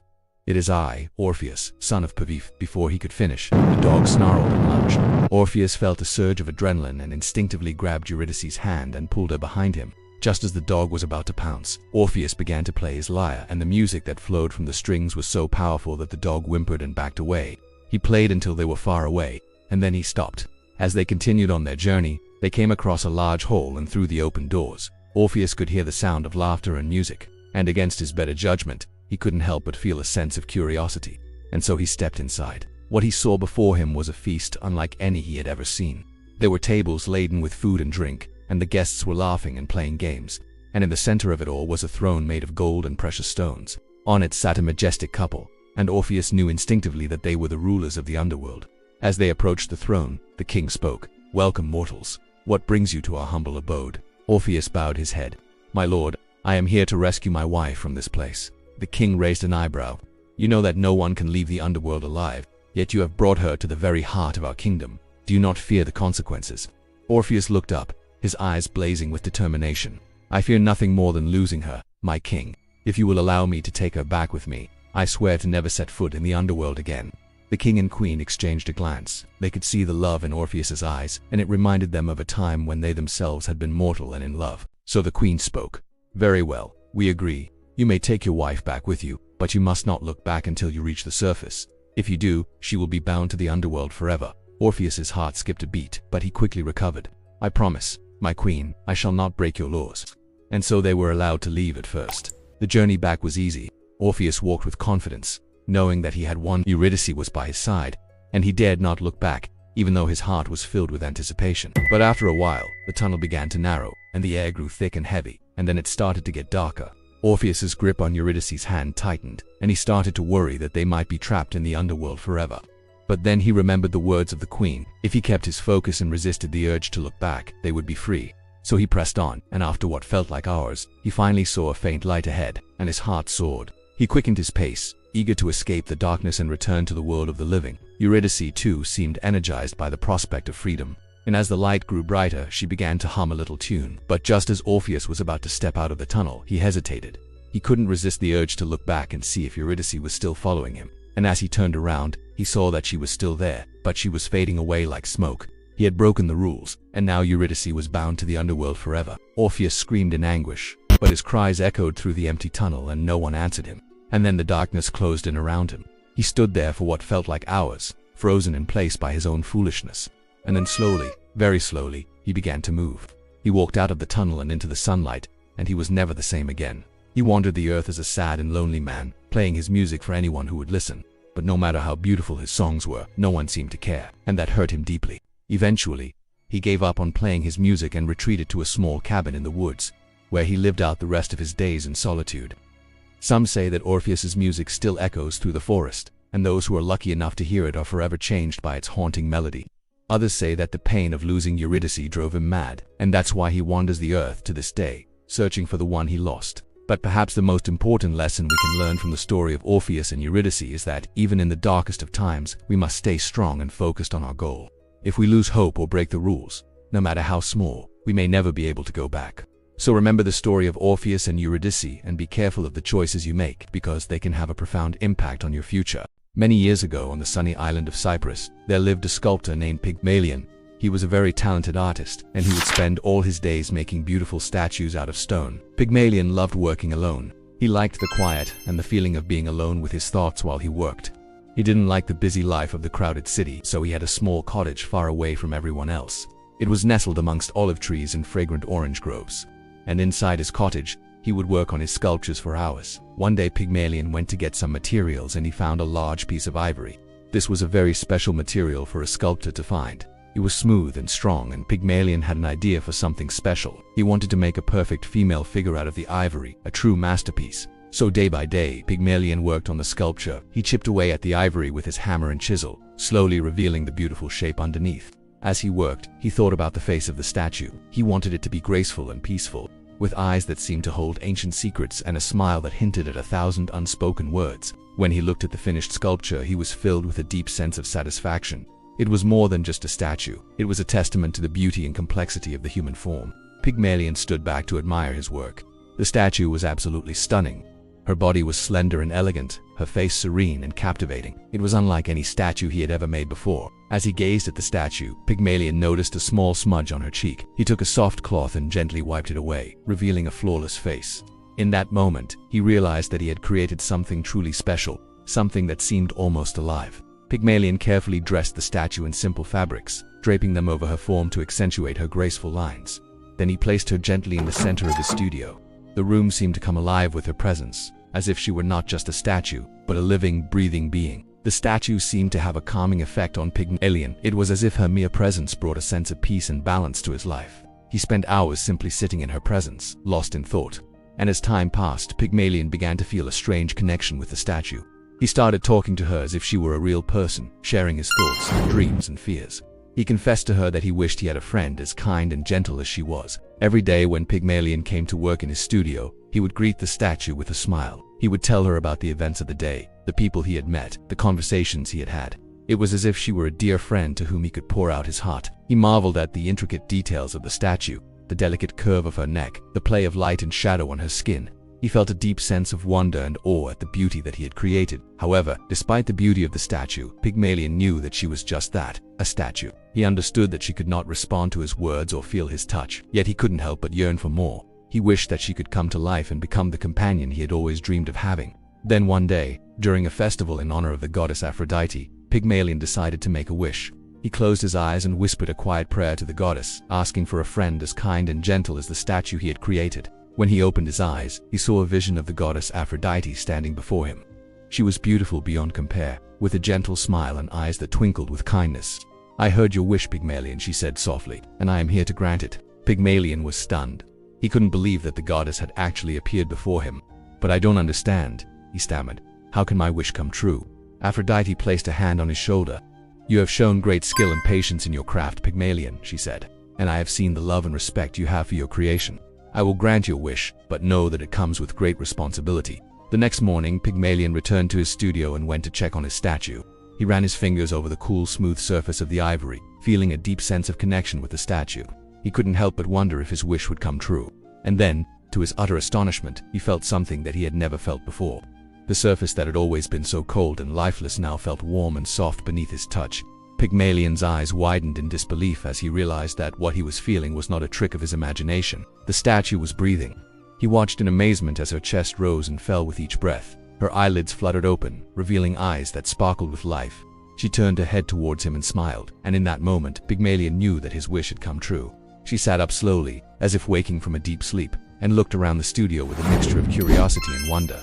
She turned to Pygmalion and smiled. "Who are you?" she asked softly. Pygmalion was taken aback by the sound of her voice, which was as sweet and melodious as the song of a nightingale. "I am Pygmalion," he said, his voice trembling with emotion. "And you are?" "I do not know," she replied, "but I think I may be whoever you wish me to be." Pygmalion was overjoyed. He helped her to her feet and they stood there embracing, lost in the wonder of the moment. From that day on, the two became the best of friends. The people of Cyprus were overjoyed to see such a beautiful and graceful woman living among them. They welcomed her with open arms and celebrated her arrival with music and dancing. She was named Galatea, meaning she who was calm and bright. Galatea was curious about everything. She wanted to learn about the world and all of its wonders. She spent her days exploring the island of Cyprus, marveling at the beauty of the sea, the mountains, and the lush green forests. Meanwhile, Pygmalion taught Galatea about music, sculpture, and reading. He showed her how to read the stories written in books, and she was fascinated by the world of knowledge that opened up to her. Together, they would sit by the fire at night and read poetry to each other, sharing their thoughts and feelings. Their bond grew stronger with each passing day. Pygmalion and Galatea lived a peaceful life together, surrounded by art and learning. He continued to sculpt beautiful statues, and she would often sit by his side, helping him to polish and refine his work. News of their unusual friendship spread throughout the land, and soon artists from all over came to visit them. Pygmalion and Galatea welcomed them with open arms, sharing their knowledge and skills with anyone who was willing to learn. It's said that the sight of Galatea, who was always dressed in simple white clothes, filled everyone with joy. Her gentle nature and kind words had a calming effect on people, and they would often visit her just to take a break from the troubles of everyday life. Over time, Pygmalion and Galatea grew old together, but their bond never faded. He was nearing the end of his life, and he knew that he would soon pass on his legacy to her. One day, while sitting in their garden, Pygmalion turned to Galatea and said, "I have lived a long and happy life, and I have no regrets. I only hope that you will continue to bring joy and happiness to the people of Cyprus." Galatea took Pygmalion's hand in hers and promised to carry on his legacy. When Pygmalion passed away peacefully in his sleep, Galatea was heartbroken, but she knew that he was in a better place. She continued to live on the island of Cyprus, and she became known for her wisdom and kindness. People would come to her for advice, and she always had a listening ear and a kind word to offer. Even after many years, Galatea still remembered the love and affection that Pygmalion had given her. She knew that she had been blessed to have him as her creator and friend, and she carried his memory with her until her own life came to an end. To this day, people remember the story of Pygmalion and Galatea as a tale of love, friendship, and the power of imagination. It's a reminder that even the most ordinary things can become extraordinary when we approach them with thoughtfulness and care. Some say Galatea became a goddess herself, forever young and beautiful, while others say she simply vanished into thin air, leaving behind only the memory of her gentle touch and warm smile. But perhaps the truth lies somewhere in between. For the story of Pygmalion and Galatea is not just a myth, but a reflection of the deepest desires of the human soul, the longing for beauty, the search for connection, and the hope for a better world. Once upon a time in ancient Greece, there was a brave and noble prince named Theseus who lived in the great city of Athens. Now, Athens had a long-standing and rather unfortunate agreement with the king of Crete. You see, many years ago, King Minos of Crete had demanded that Athens send him 14 young men and 14 maidens, every 9 years to be sacrificed to a terrifying beast that lived inside a mysterious labyrinth on the island. But why? Well, let me tell you. Many years before, King Minos had asked the sea god Poseidon to grant his wish for dominance over the seas. Poseidon agreed, but only on one condition, that he would be given a white bull as a gift. Now Poseidon told Minos to keep this bull for himself, if it stayed hidden away for a whole year without being seen by human eyes. However, the king's wife had fallen madly in love with another bull, and snuck it out so that they could be together. When Poseidon found out about this, he became very angry. So to teach the king a lesson, he caused the bull to mate with a beautiful white female bull that he had sent to Minos earlier. And wouldn't you know it, the offspring of these two magical bulls was a creature unlike any other, half man and half bull, a ferocious monster with a hunger for human flesh. And that's why King Minos built a labyrinth on the island of Crete as a prison for this minotaur. But what does all of this have to do with our hero Theseus? Well, everything, you see. King Aegeus of Athens had already paid a heavy price to the minotaur, giving up his son and many Athenian youths, but he refused to keep sending victims to the minotaur. Instead, he called for volunteers, and who was the first to step up than Theseus? As soon as he heard about the terrible fate of those taken to Crete, his heart raced with determination. Theseus assembled a crew of able-bodied men and set sail for Crete. Among them was a young man named Pirithous, who was desperately in love with a maiden named Ariadne, the daughter of King Minos. Pyrrha had come to rescue her from the clutches of the Minotaur. When the ship arrived at the shores of Crete, Pirithous noticed a beautiful woman standing on the dock, whom he learned was Princess Ariadne. At first she was cold and distant towards Pirithous, but he didn't let it get in his way. Every day he would meet her at the dock and share stories until finally she revealed her feelings for him. Together they made a plan to escape to a peaceful island. But it was at this moment that Ariadne received a horrifying message from her father. He ordered her to come to the palace immediately. Terrified that her father might force her to marry a stranger as an act of diplomacy, Ariadne confided in Theseus, who promised to protect her no matter the cost. While the rest of the men went to meet with King Minos, Theseus stayed behind with Ariadne, and in a moment of passion they pledged their love for each other. To seal their bond, Ariadne gifted Theseus a ball of thread, which would guide him through the darkness and help him escape the labyrinth. With their plans in motion, the next day arrived when the Athenian youths were led to the labyrinth. But before they entered, Theseus stopped and tied the thread to a nearby rock monolith. Then, taking a deep breath, he unwound some of the thread around the rock and headed into the maze. The labyrinth was dark and dank. Its tall walls blocked out the sun and made it feel like night. With each step he took, the passages seemed to twist and turn in a never-ending pattern. Confused and disoriented, Theseus pressed on, following the path laid out before him. As he ventured deeper into the labyrinth, strange sounds echoed around him, whispers of despair from those who had lost their way. Fear threatened to consume him, whispering doubts and painting images of failure in his mind. But Theseus held firm, his heart pounding in his chest, determined to push through the darkness. But then something unexpected happened. The passage opened up into a small chamber, and in the center stood a monstrous creature. It was the Minotaur. Its body was that of a bull, fierce and strong, and its head resembled a man's face, twisted in an eternal snarl. Its eyes blazed with a primal rage, and sharp horns protruded from its head, ready to pierce anyone who dared come too close. The Minotaur charged, its massive legs pounding the ground and shaking the very foundations of the labyrinth. But Theseus stood his ground. Calmly he sidestepped the creature's initial attack, avoiding its sharp horns by the narrowest of margins. Then, seizing an opening, he plunged his sword deep into the beast's side. The Minotaur roared in pain and anger, swiping wildly with its powerful hooves. But Theseus was agile and quick-witted, darting in and out of the labyrinth's chambers, tiring the beast and slowly gaining the upper hand. As the battle raged on, the labyrinth echoed with the clash of steel and the roar of the Minotaur, creating a symphony of chaos and destruction. And after a fierce and exhausting struggle, Theseus managed to slay the beast, ending its reign of terror once and for all. Victorious but weary, he began his journey back, retracing his steps through the winding passages of the labyrinth. Following the thread that Ariadne had given him, he navigated the darkness, knowing that it would lead him back to the entrance. At last, the faint light of dawn peeked through a crack in the labyrinth, signaling Theseus's freedom.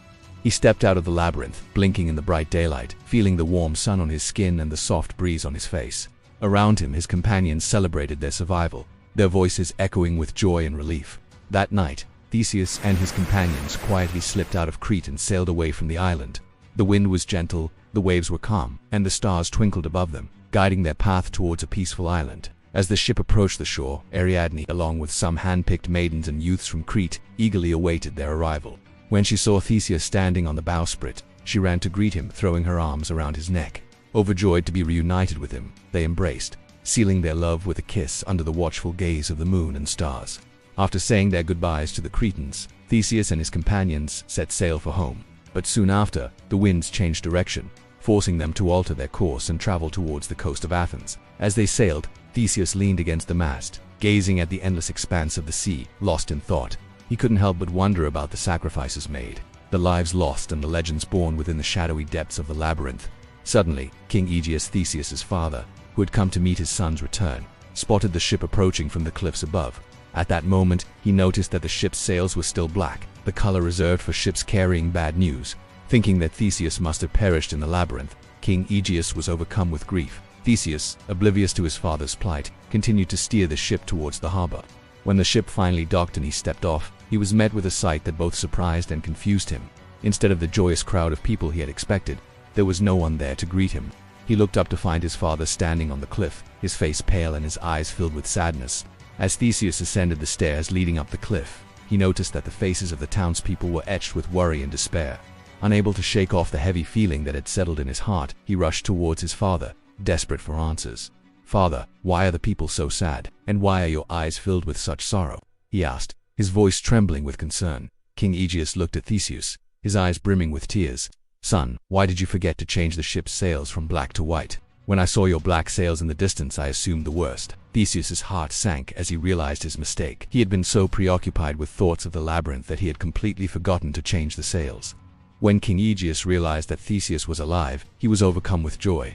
He embraced his son tightly, tears streaming down his face as he whispered, You have brought me more happiness than you will ever know." From that day forward, Theseus became the new leader of Athens, ruling with wisdom and compassion. He honored his father's memory by keeping the traditions that had brought peace to the city. And most importantly, he ended the need to send people to Crete forever. In recognition of his bravery and cunning, the people of Athens celebrated Theseus as a hero, ensuring that his name would be passed down through generations. They shared stories of his adventures, reminding each new generation that even the darkest labyrinths can be overcome with a little thread and a lot of courage. Thus, the tale of Theseus and the labyrinth became a timeless legend, a beacon of hope and a testament to the indomitable spirit of humanity. And that's why, my friends, whenever you enter any maze, remember to always carry a thread. You never know when it might come in handy. Once upon a time there was a hero named Perseus. His mom was a princess named Danae, and when Perseus was still a baby, an oracle said he would have a great future if he went on a very brave quest. Now, you're probably wondering what this quest was and why everyone wanted him to do it. But first, we must go back to the beginning. To understand how Perseus got here, you see, his dad wasn't actually human, but a god named Zeus himself. But even though Danae was only mortal, Zeus loved her and wanted her to be happy. So after she had Perseus, he sent her away to live on an island far from anyone else, and there they lived peacefully for many years. But one day a rude king came by the name of Polydex, and he really wanted to marry Danae so he could become the father of Perseus instead. But since Zeus was Perseus's real dad, he wasn't going to let that happen. So Zeus disguised himself as an old man and warned Polydex that if he tried anything funny with Danae, he would regret it. But King Polydex didn't listen. Instead, he gave Perseus a very dangerous challenge, telling him that he must get the head of Medusa as proof that he is indeed the son of Zeus. For those who don't know, Medusa wasn't just any monster. She was a gorgon, a terrifying creature with a face so ugly it could turn men to stone with just one look. Medusa was once a very kind and beautiful woman. But when Poseidon, the god of the sea, forced himself onto her in Athena's temple, she was so outraged that Athena took pity on her and turned her into the most hideous beast imaginable. This included giving her hair of snakes and the ability to turn others to stone with her gaze. So as you can imagine, getting her head was quite the task. But Perseus was up for the challenge. He knew that if he could complete this task, Polydex would finally back off his mother and leave them alone. And so with the blessings of his dad, Zeus, Perseus set out on his journey. The first stop on his path was the home of some nymphs who lived on a nearby island. They were going to give him some special tools to help him find Medusa. But when they heard that he was going to kill her, they all began to cry. Perseus stopped them and asked what was wrong. And the nymphs replied, "We know you mean well, but Medusa doesn't deserve to die. Before she was a monster, she was our friend, and now she lives a solitary life full of misery. We believe killing her would be cruel." Perseus thought about this for a moment and realized they were right. He knew Medusa hadn't asked for any of this, and he didn't want to cause more pain. So he thanked the nymphs for their help and promised to be kind to Medusa before taking her life. Then he continued his journey until he heard the sound of drums and flutes in the distance. As he got closer, he could see a group of dancing women. Their beauty and grace made him stop in his tracks, but before he could say hello, they vanished. All that was left behind was a small cottage, and when he looked inside he saw a handsome man sleeping peacefully on a nearby bed. This was Hermes, the messenger of the gods, and he was the one playing music earlier. But when he woke up and saw a stranger, he grabbed his sword and yelled, "Who are you? How did you get in here?" Perseus explained everything and asked Hermes for help on his quest, and Hermes was happy to help. He gave Perseus a sharp blade to cut off Medusa's hair and winged sandals to fly across the ocean. And then he put a magic bag at Perseus's feet, saying, "Whatever you find along the way, you can put it inside and it will be kept safe." Then Hermes waved his staff and, poof, Perseus was teleported to the next part of his journey. When he landed, he could see a beautiful garden filled with flowers and trees. But as he walked deeper, he noticed 3 old women sitting on nearby rocks. And when he asked them where he could find Medusa, they told him, "If you want to find Medusa, you must come back at sunset when the sun is down." Then Perseus thanked them for their help and decided to wait. And sure enough, as soon as the sun went down, the 3 sisters changed. Their wrinkled skin became smooth, their gray hair turned golden, and their dull eyes sparkled with new life.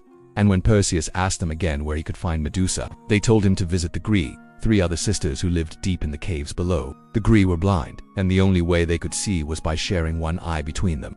So when Perseus arrived, he could see how desperate they were to look at the world. And so despite being so close to completing his task, Perseus felt bad for the poor sisters and decided to help them first. He asked them if they could share their wisdom with him in exchange for his help, and the Gree agreed. They told him that if he wanted to find Medusa, he needed to go past the sunrise, which was guarded by her 2 pet sisters. Perseus thanked the Gree for their help and went on his way. It took him a few hours, but finally, as the sun rose, he could see a huge rock monolith blocking the path ahead. And as he approached, he heard the sound of snores coming from inside.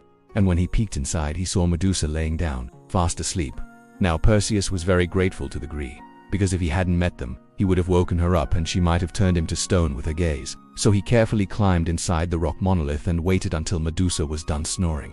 Then he crept over to her and drew his sword. Medusa's sisters were on guard, but thankfully they were both facing away from him.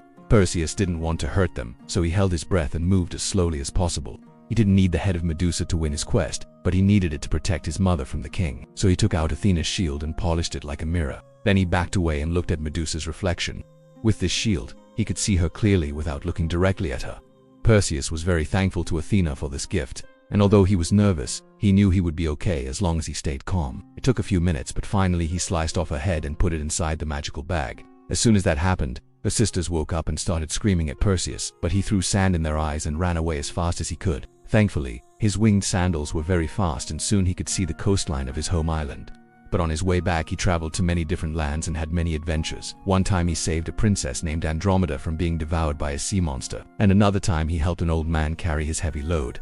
But after many months, he finally arrived home and was greeted by his mom Dano and King Polydex. He showed the king the head of Medusa and told him he would regret messing with his family. Polydex felt very ashamed and apologized to Dino for treating her badly.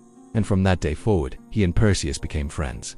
Now, as for Perseus's future, he used Medusa's gaze to protect his mother from harm, but he never looked directly at it because he knew how dangerous it was. And later, Athena put the head on her shield for all the world to see. As for Perseus, he married Andromeda and they built a peaceful life together.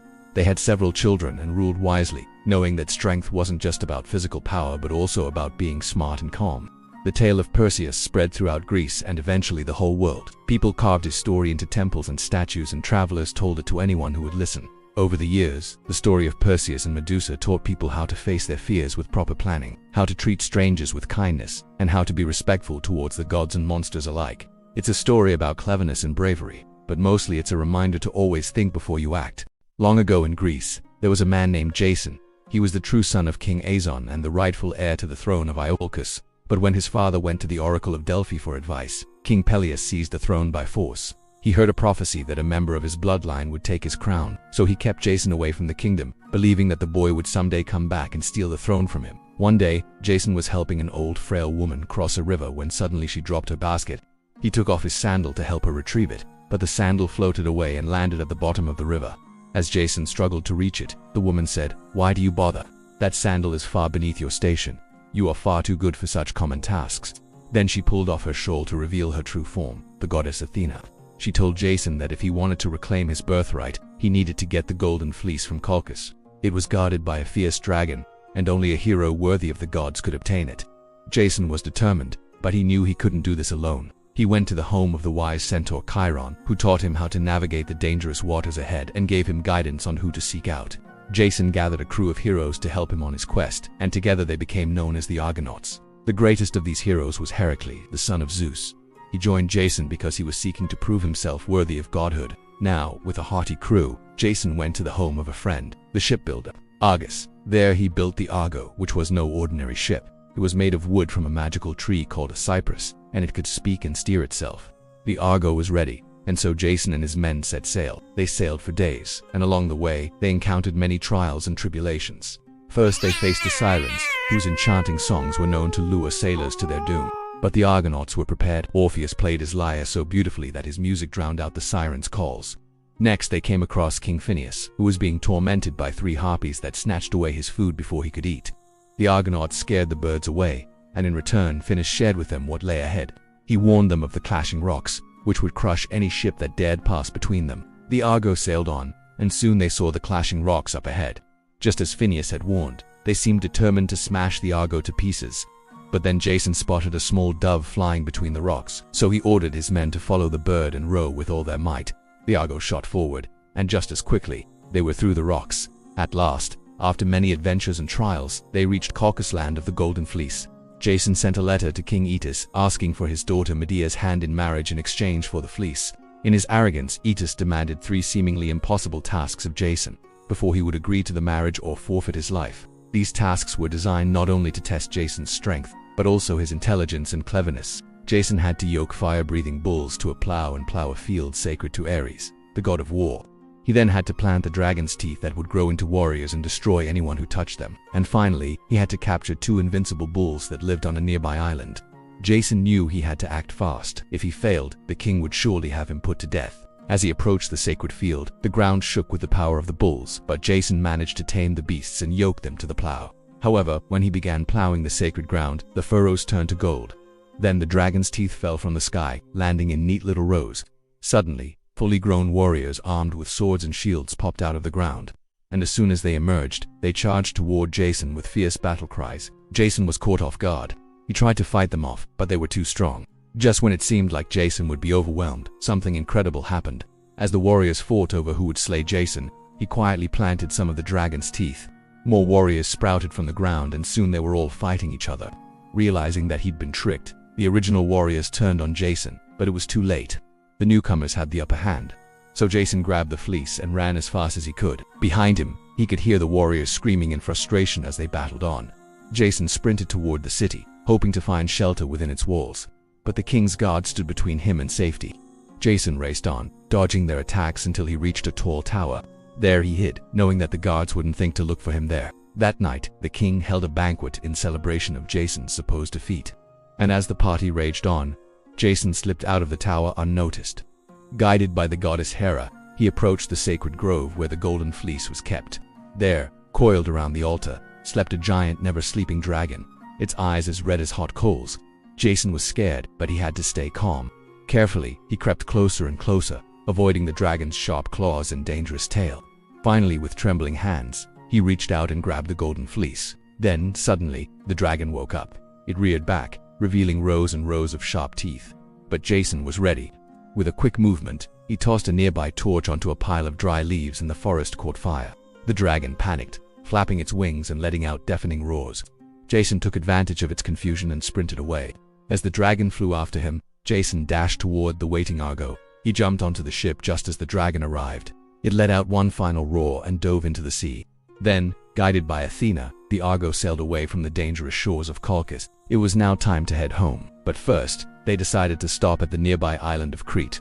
Little did they know that this island would become famous for its labyrinth. But that is a story for another night. When the Argonauts reached Crete, they met King Minos, who treated them as honored guests. After some time had passed, Jason felt it was time to continue his journey home. But as they prepared to leave, Minos stopped them. He demanded that Jason give him the golden fleece, claiming that a king should always have what he wants. Jason refused, saying that the fleece was promised to King Peleus. This angered Minos, who sent his son Asterion to take the fleece by force. With that, Asterion and his men surrounded the Argo.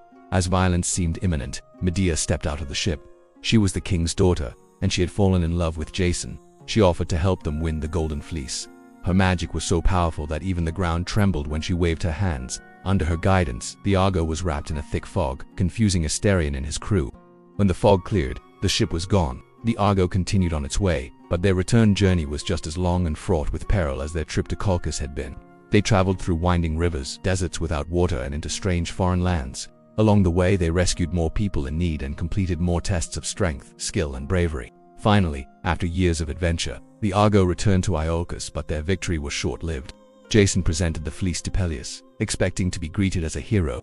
Instead, the king accused him of killing his brother Aeson and stealing the throne. Jason was shocked. He had heard nothing of this and protested his innocence, but Peleus would not listen. Jason knew he had to do something drastic. His reputation in the kingdom was ruined, and his relationship with Medea was hanging by a thread. He thought back to the wise centaur Chiron and the advice he had given him so long ago.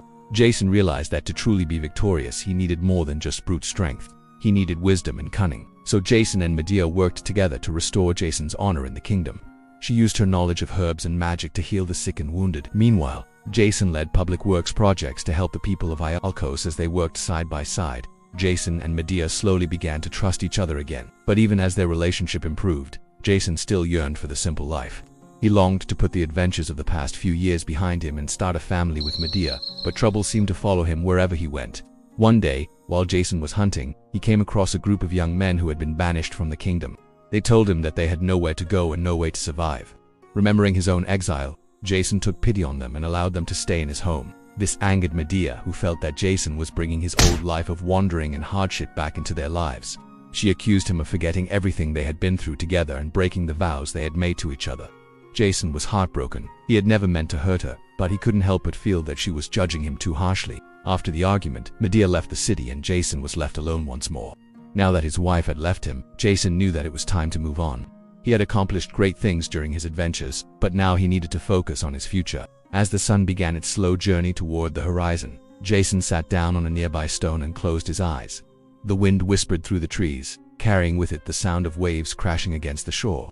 The familiar rhythm brought back a flood of memories, each one tugging at his heartstrings. He remembered the cheers of the crowd as he and his companions had returned to Iolcus with the golden fleece. He recalled the warmth of Medea's embrace and the comfort of her love, and he reminisced about his loyal crew, their laughter echoing in his ears. Suddenly, a gentle hand touched his shoulder. Jason opened his eyes to see Athena standing before him, her expression filled with concern. "You carry the weight of the world on your shoulders, Jason," she said softly, her voice like the tinkling of a mountain stream. "Let it go. Release the burdens that hold you back and embrace the lessons they hold.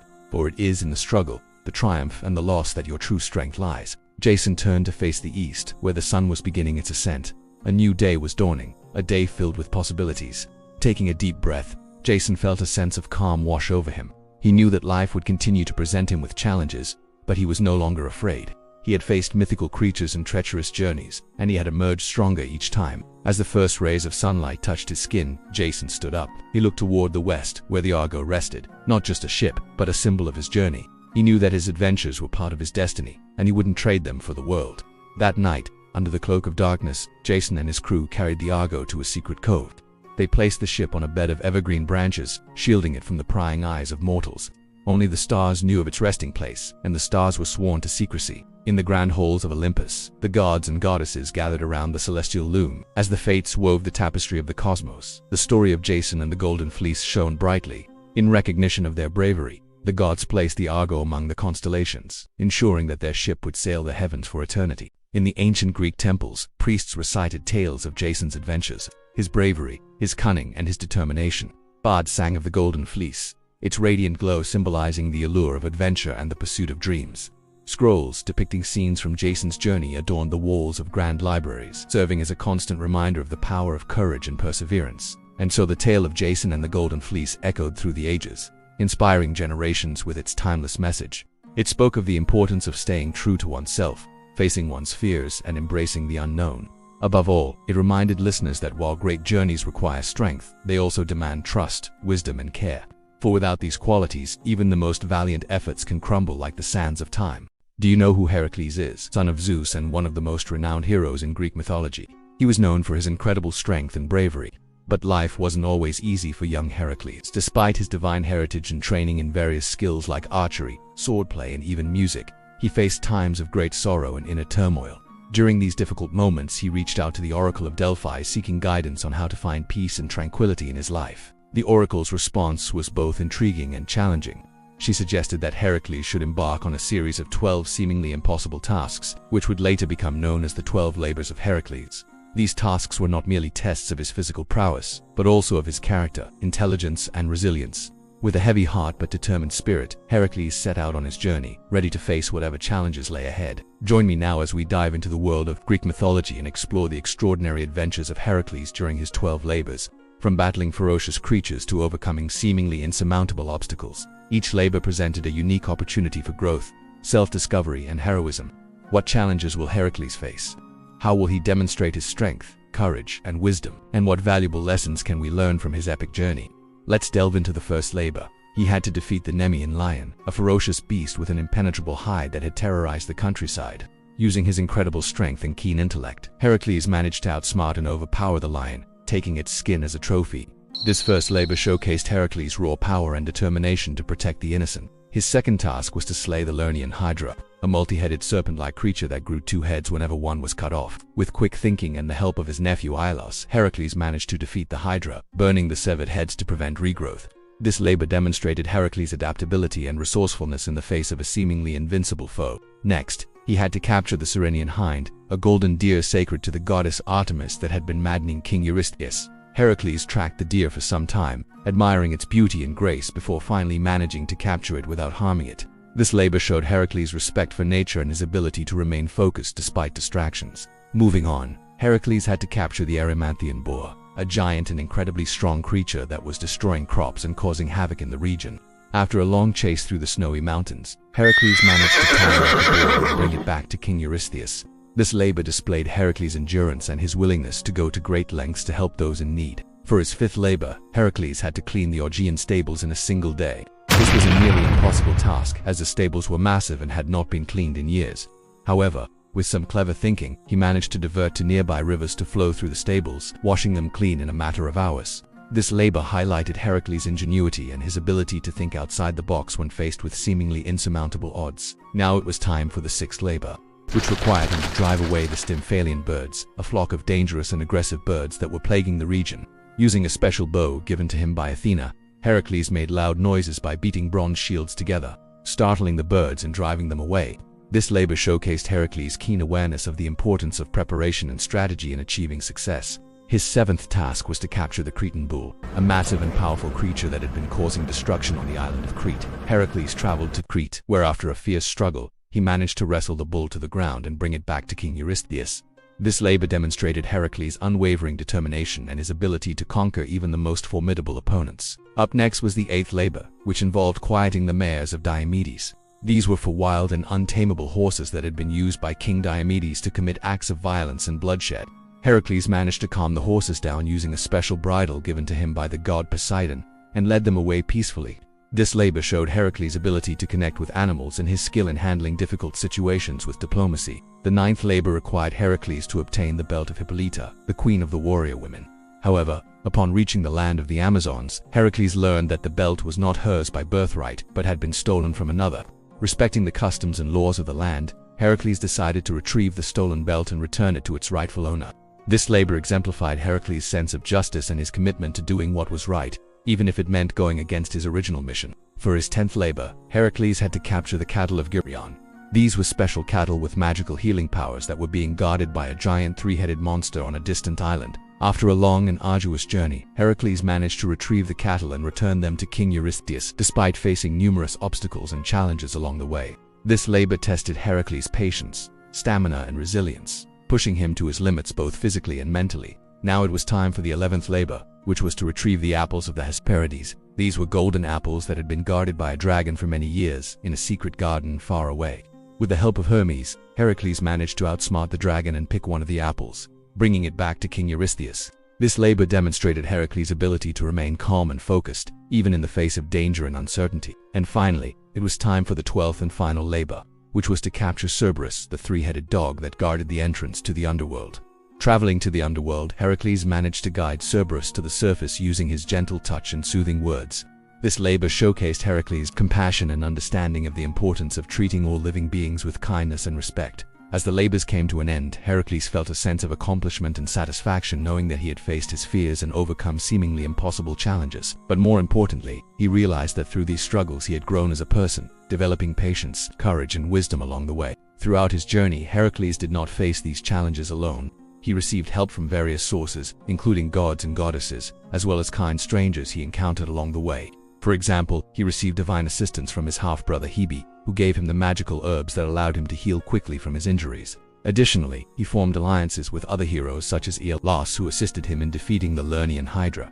These connections highlighted the importance of community and collaboration in overcoming adversity. Furthermore, Heracles often used strategy and intellect rather than just his brute strength to solve problems. This was evident in his cleaning of the Augean stables, where he used his knowledge of hydraulics to divert rivers and wash the stables clean in a single day.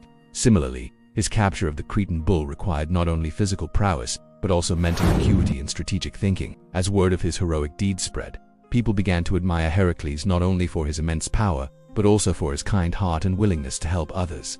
This was especially true after he completed his 12 labors, as stories of his bravery and compassion inspired awe and admiration throughout Greece. Upon completing the 12 labors, Heracles returned to King Eurystheus, who at first did not want to accept his offerings of the spoils of war. However, after much persuasion, the king relented and accepted the gifts, officially acknowledging Heracles' completion of the arduous tasks. This recognition marked a turning point in Heracles' life, as he was now seen as a true hero, and his reputation as such spread far and wide. In the aftermath of his labors, Heracles continued to travel around Greece, engaging in new adventures and helping those in need. He established new settlements, tamed wild animals, and rescued maidens from dangerous beasts. His legacy as a symbol of strength, courage, and wisdom continued to grow, inspiring awe and respect from all who heard his tales. As time passed, the stories of Heracles' bravery and accomplishments were passed down through generations, becoming an integral part of Greek culture and mythology. To honor him, temples and games were built in his name, and statues of him were placed in prominent locations throughout Greece.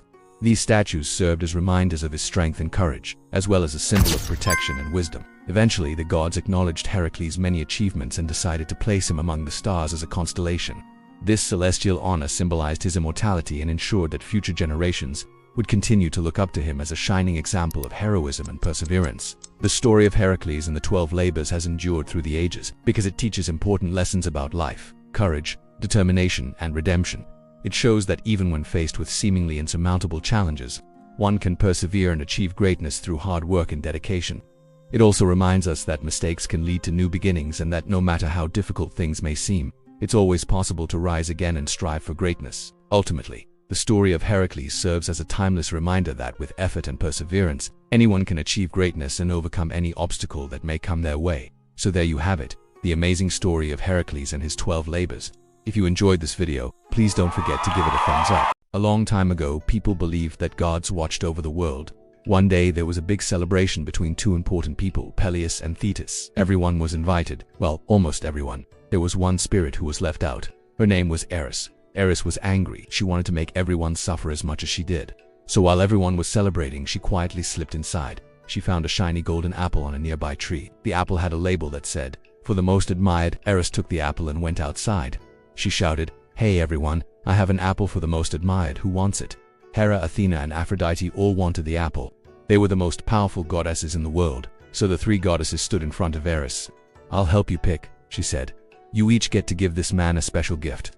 Whoever gets the apple will receive whatever you promise." First, Hera stepped forward. "I can end all wars and help everyone live peacefully across the land," she said. The man's eyes opened wide. "Well, that sounds good. Thank you, Hera." Next, Athena stepped forward. "I can give you the knowledge and wisdom of all the world's smartest men. If you pick me, you'll be the smartest person alive." Once more, the man's eyes opened even wider. "Wow, that sounds incredible. Thank you, Athena." Finally, Aphrodite stepped forward. "I can help you make friends with anyone you meet. You'll never be lonely or sad as long as you live." The man thought about what they each had to offer. He thought about the gifts and how they could help him. The truth was, the man wasn't interested in any of those things. He didn't want to be the strongest or smartest person in the world, and he knew he'd be fine even if he was alone. The man looked at the apple and thought about what it would mean to win, but the man didn't want to hurt either of the goddesses' feelings by choosing one over the others. So instead he turned to Zeus, the highest god of all, and asked for his help. Zeus had been watching from above. He saw Eris arrive and heard every word she and the man said. He knew exactly what she was planning, and he worried that the man would choose the wrong goddess. "I can't let this continue," Zeus said. He flew down from above and landed next to the man. "Don't worry," he said. "I know this is hard, but I won't let her win." Zeus took the apple and walked up to the goddesses. "Thank you for your gifts," he said, "but I can't choose which one of you deserves it. Why don't you ask this young man? He can choose whoever he wants." The goddesses all agreed. They nodded their heads and bowed their shoulders. "Very well," said Zeus. "The apple is his. Let us leave." As the gods flew away, they continued talking about what the man would choose. Hera believed that he would pick her. Athena thought the same. And Aphrodite knew without a doubt that he would choose her. And so they argued as they flew until they reached Olympus. Meanwhile, the man stood looking at the apple. He didn't know what to do. It seemed like everyone was watching, so he walked away from everyone else and headed toward a faraway hill. He sat down on a stone and closed his eyes. He wanted to think. He needed to figure out what he really wanted. But before he could think of an answer, the gods returned. "Who will you choose?" they asked. The man opened his eyes and looked at them. "I need more time," he said. "I need to think about what I really want." "Very well," said Zeus. "You may take as long as you wish." And once more, they all flew away. And so the man spent many days thinking by himself. Some days he thought he should choose Hera. Then other days he thought he should choose Athena. And some days he thought he should choose Aphrodite. One day the man met a shepherd who lived on the hill. The man told the shepherd about the apple and what he had to do. The shepherd listened and gave him advice. "You seem like a kind and thoughtful person," he said. "You're known throughout the land for your fairness. Why don't you choose to be known for that? Choose to be known for being fair, for being honest, for being helpful, for being kind." The man hadn't thought of that. "That's a good idea," he said. "Why don't I just choose to be kind?"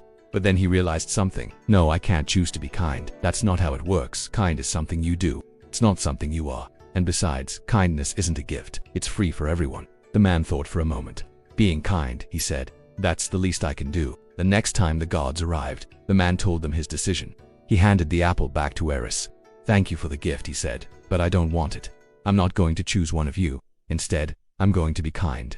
The goddesses were disappointed, but they honored his decision. They each quietly thanked him for the opportunity. "Very well," said Hera, "let us go." And once more they all flew away. When the man was left alone, he realized something. He didn't know where he came from. He didn't know who he was, and he didn't know where he was going. So he decided to travel and look for answers. As he walked along the road, he came across a fork in the path. Not knowing which way to go, he threw a small rock down the road in front of him. The rock rolled a bit and came to rest against a tree. The man smiled. "That's my answer," he said. "I'll go the opposite direction." The man continued walking until he arrived in a beautiful city. He sat down on a stone and closed his eyes. He felt happy and at peace. Suddenly, a voice interrupted his thoughts. "Who are you and why are you sleeping here?" The man opened his eyes and looked around. He saw a guard standing in front of him. "I'm sorry," he said. "I didn't mean to fall asleep." "Well, don't do it again," said the guard. "If I catch you sleeping another minute, I'll throw you in jail." The man nodded his head and continued walking. He walked around the city and saw wise leaders and smart thinkers. He listened as they talked about what they'd discovered, and he learned so much. After spending some time in the city, the man visited the king and told him about the apple and what he planned to do. The king listened and smiled. "I understand," he said. "You want to make the world a better place. Well, we can help." The king and the man made plans for the future. They discussed what they could do to improve the world.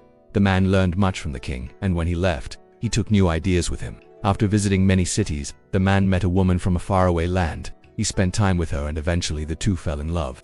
They decided to get married, and so they found a new city and built a home. They lived happily for many years. And one day the man told his wife about the apple and what he had done. His wife listened and smiled. "Well, you made the right choice," she said. "You chose peace, calm, and cooperation. That's what the world needs." The man nodded his head and looked at his wife. "It was the best choice I could have made," he said. Many years passed and the man and woman grew old together. Then one day, the man died. His wife mourned for a while, but then she, too, died and they were buried in a tomb. Long after that, people began to forget about the man and the choices he made. That is, until a long time later, when someone began to plan for war. The leaders of a powerful city were preparing for battle. They planned what they would do and prepared to attack. They wanted to take everything from a neighboring city. One day, messengers arrived in the neighboring city. The leaders met with them and listened to their demands. They discussed what they should do. Should they fight or should they try to find another solution? For many days, the leaders talked. They debated what they should do and tried to come up with a plan. Finally, the leaders decided to send messengers across the sea. They hoped the other side would listen and realize how wrong they were. They packed food and water and then they set sail. After traveling many days, they arrived at the other side. They stepped off the boat and approached the city. They hoped the people would welcome them and listen to their message. When the people saw how peaceful they were, they welcomed them as guests. They brought them food and water and led them to a public area. The leaders of the visiting city sat down and spoke. They told the people about the battle and the destruction that would come from it. They begged them to stop. The people listened and responded. They too wanted peace, calm, and cooperation. But the leaders of the visiting city weren't satisfied. They demanded that the people hand over their weapons. Only then would they agree to stop the battle. The people refused. When the messengers heard this, they became upset. They knew the battle would begin soon. They had hoped to stop it, but now they had failed. As the messengers packed their things and prepared to return home, the people noticed that none of them carried weapons. "Why aren't you armed?" they asked. "Don't you think we might attack you?" The messengers laughed. "No," they said. "We only carry messages, not weapons." The people were confused. "Why wouldn't you defend yourselves?" they asked. "Are you stupid?" The messengers shook their heads. "No, we're wise. We know what truly matters." The people stared at them, unsure of what to do. When the messengers arrived home, they told the leaders everything they had seen and heard. The leaders were upset. They wanted to attack, but some people objected. "Wait," they said. "These people want to give up their weapons. Maybe they're scared of us. Maybe they don't want to fight anymore." "Nonsense," said the leader. "They don't want to give up their weapons. They're trying to trick us. We should attack as soon as possible." Others disagreed. "I believe these people want peace," they said. "Maybe we should listen." And so the leaders argued about what they should do. Some time passed and the people started to prepare for battle. They gathered weapons and food and prepared to fight. The gods were watching and were glad to see the people argue. They knew that soon their world would change. As the people prepared for battle, no one noticed that the winds had stopped blowing. They didn't notice that the seas had become still. They didn't notice that travelers waited on the shore, hoping to catch a ride. No one noticed because everyone was focused on themselves. Then one day, a group of wise people gathered. They talked about the battle and the destruction it would cause. They talked about how they could stop it. And they shared the dreams and prophecies they had received.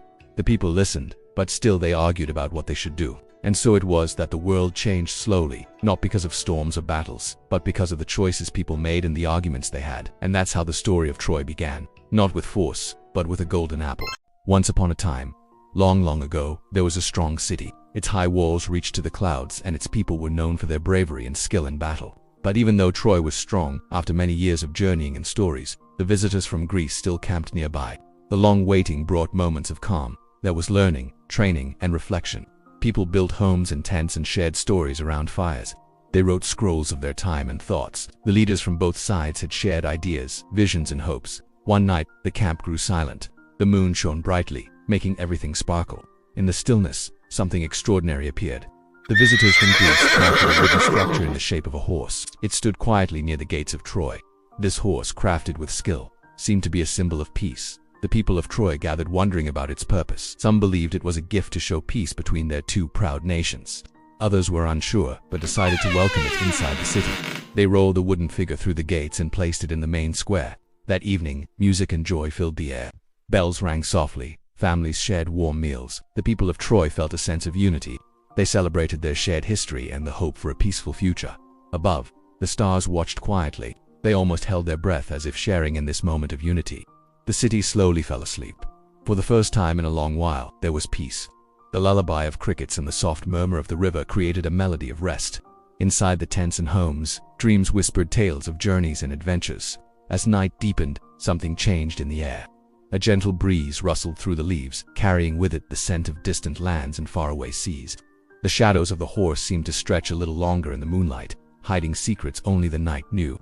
The quiet turned to a whisper, then to a secret only the darkness could keep. Before morning, a quiet turning point passed. It was unseen, unknown, but it marked a shift in the world's balance. With the first blush of dawn, the world was changed. At dawn, Troy woke to a new world. Birds sang melodies of a fresh beginning. Dewdrops sparkled on the grass, each one a tiny mirror reflecting the rising sun. The people of Troy stepped out of their homes, stretching and yawning, ready to greet a new day. But the day was different. The age of great quests, long ships and wandering heroes was ending. A new time was dawning. The people of Troy felt a change in their hearts, a stirring that they couldn't quite understand. It was as if the very gods were weaving a new tale. As the sun climbed higher, casting its warm light over the city, the people of Troy gathered in the main square. They stood around the great wooden horse, now bathed in the golden hues of the morning.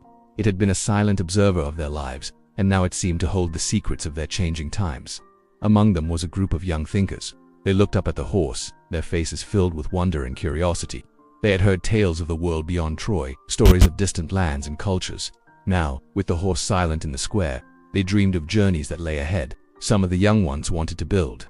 They saw the world as a place waiting to be shaped, a canvas for their dreams. They imagined creating new things, structures that would touch the sky and stand the test of time. Others, the storytellers, felt the rhythm of words in their souls. They yearned to travel, to collect tales and bring them back to Troy. They wanted to fill their city with the music of faraway places. Then there were the seers, those who saw beyond what was known. They gazed at the stars, seeking guidance and understanding in the patterns above. They wanted to read the signs of the times and lead their people towards wisdom. The great wooden horse continued to stand silently in the square, a reminder of the past and a symbol of the future. Its sturdy form seemed to echo the strength and resilience of Troy itself. As the days turned into weeks, the people of Troy began to stir. A restlessness had settled upon them, a longing for something beyond the horizon. The great wooden horse seemed to pulse with their emotions, standing as a silent witness to their dreams and desires. The seers spoke of omens, of a shift in the world's balance. They urged the people to look inward, to find their path in this new age. The builders heeded these words. They gathered materials, planning structures that would not just reach for the sky, but also reflect the inner strength of the people. Meanwhile, the storytellers prepared for journeys. They packed scrolls and instruments, ready to bring back tales that would inspire and unite the people. The crafters, too, were moved by the signs. They took up their tools, eager to create works that would embody the spirit of this new time. And so, inspired by the quiet strength of the great wooden horse, the people of Troy began to take their first steps into the unknown.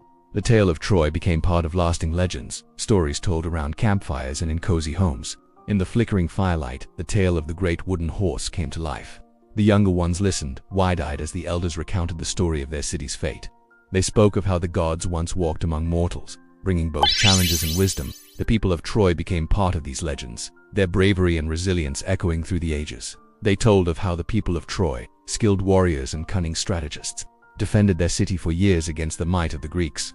They spoke of Hector, the noble prince, and his tragic fate, forever frozen in a moment of valor. There were stories of love amidst the strife, such as that of Lancelot and Guinevere, whose bond defied the odds, but ultimately led to sorrow. Then, of course, there was the tale of the crafty Odysseus and his relentless pursuit of home. His journey was a tapestry of adventure, showcasing human resilience and cunning. These stories weren't just tales of war and heroism. They were about life, love, loss, and the indomitable spirit of humanity. Each tale served as a lesson, a guide for young and old alike. And then, most importantly, there was the story of the end. How the cunning Greeks infiltrated the mighty city of Troy with a gift horse. It was a tale of triumph and tragedy, of victory won through wit rather than brute force. As the night deepened and the fire crackled, the listeners huddled closer, sharing not just the stories, but also their hopes and fears for the future. In the flickering shadows, they saw reflections of their own lives, finding courage, wisdom, and solace in the timeless tales of the past. From across the sea, many travelers began to return home. They sailed back to their lands, carrying with them the lessons and memories of their experiences. Some returned to build. Inspired by Troy, they shared their stories and the knowledge they gained, laying the foundations for new ideas and inventions. Others went on to teach, becoming storytellers who kept the tales of Troy alive. They spoke of Achilles, the swift-footed warrior, whose wrath shook the foundations of Troy, and of Agamemnon, the great leader whose hubris led his people astray. Through their words, these legendary figures came to life, their deeds immortalized in song and verse. Many of the travelers who left Troy went on to become teachers and philosophers. They sought to impart the lessons learned during their journeys, emphasizing the importance of wisdom, perseverance, and the pursuit of excellence. Among them were wise thinkers like Socrates, who used stories and questions to help others seek the truth. They traveled to distant lands, gathering knowledge and sharing it with those who were eager to learn. Over time, their teachings took root, influencing entire civilizations and shaping the course of history. They explored philosophical ideas, urging people to strive for virtue and wisdom. Their teachings transcended borders, touching the hearts and minds of all who listened. With each passing generation, the stories and values they shared became more ingrained in the fabric of society. These travelers didn't just carry tales with them, they became beacons of knowledge and inspiration. As the years passed, some of the older ones began to tell the younger ones stories of their journeys to Troy. They spoke of the grandeur of the city, the bravery of its people, and the enduring legacy of its culture. These tales were passed down around campfires, becoming an integral part of family traditions. As the younger ones listened, their eyes sparkled with wonder, dreaming of a time when heroes roamed the earth. The older ones, with their voices raspy with age, would weave magic with their words, painting vivid pictures of the world they had known.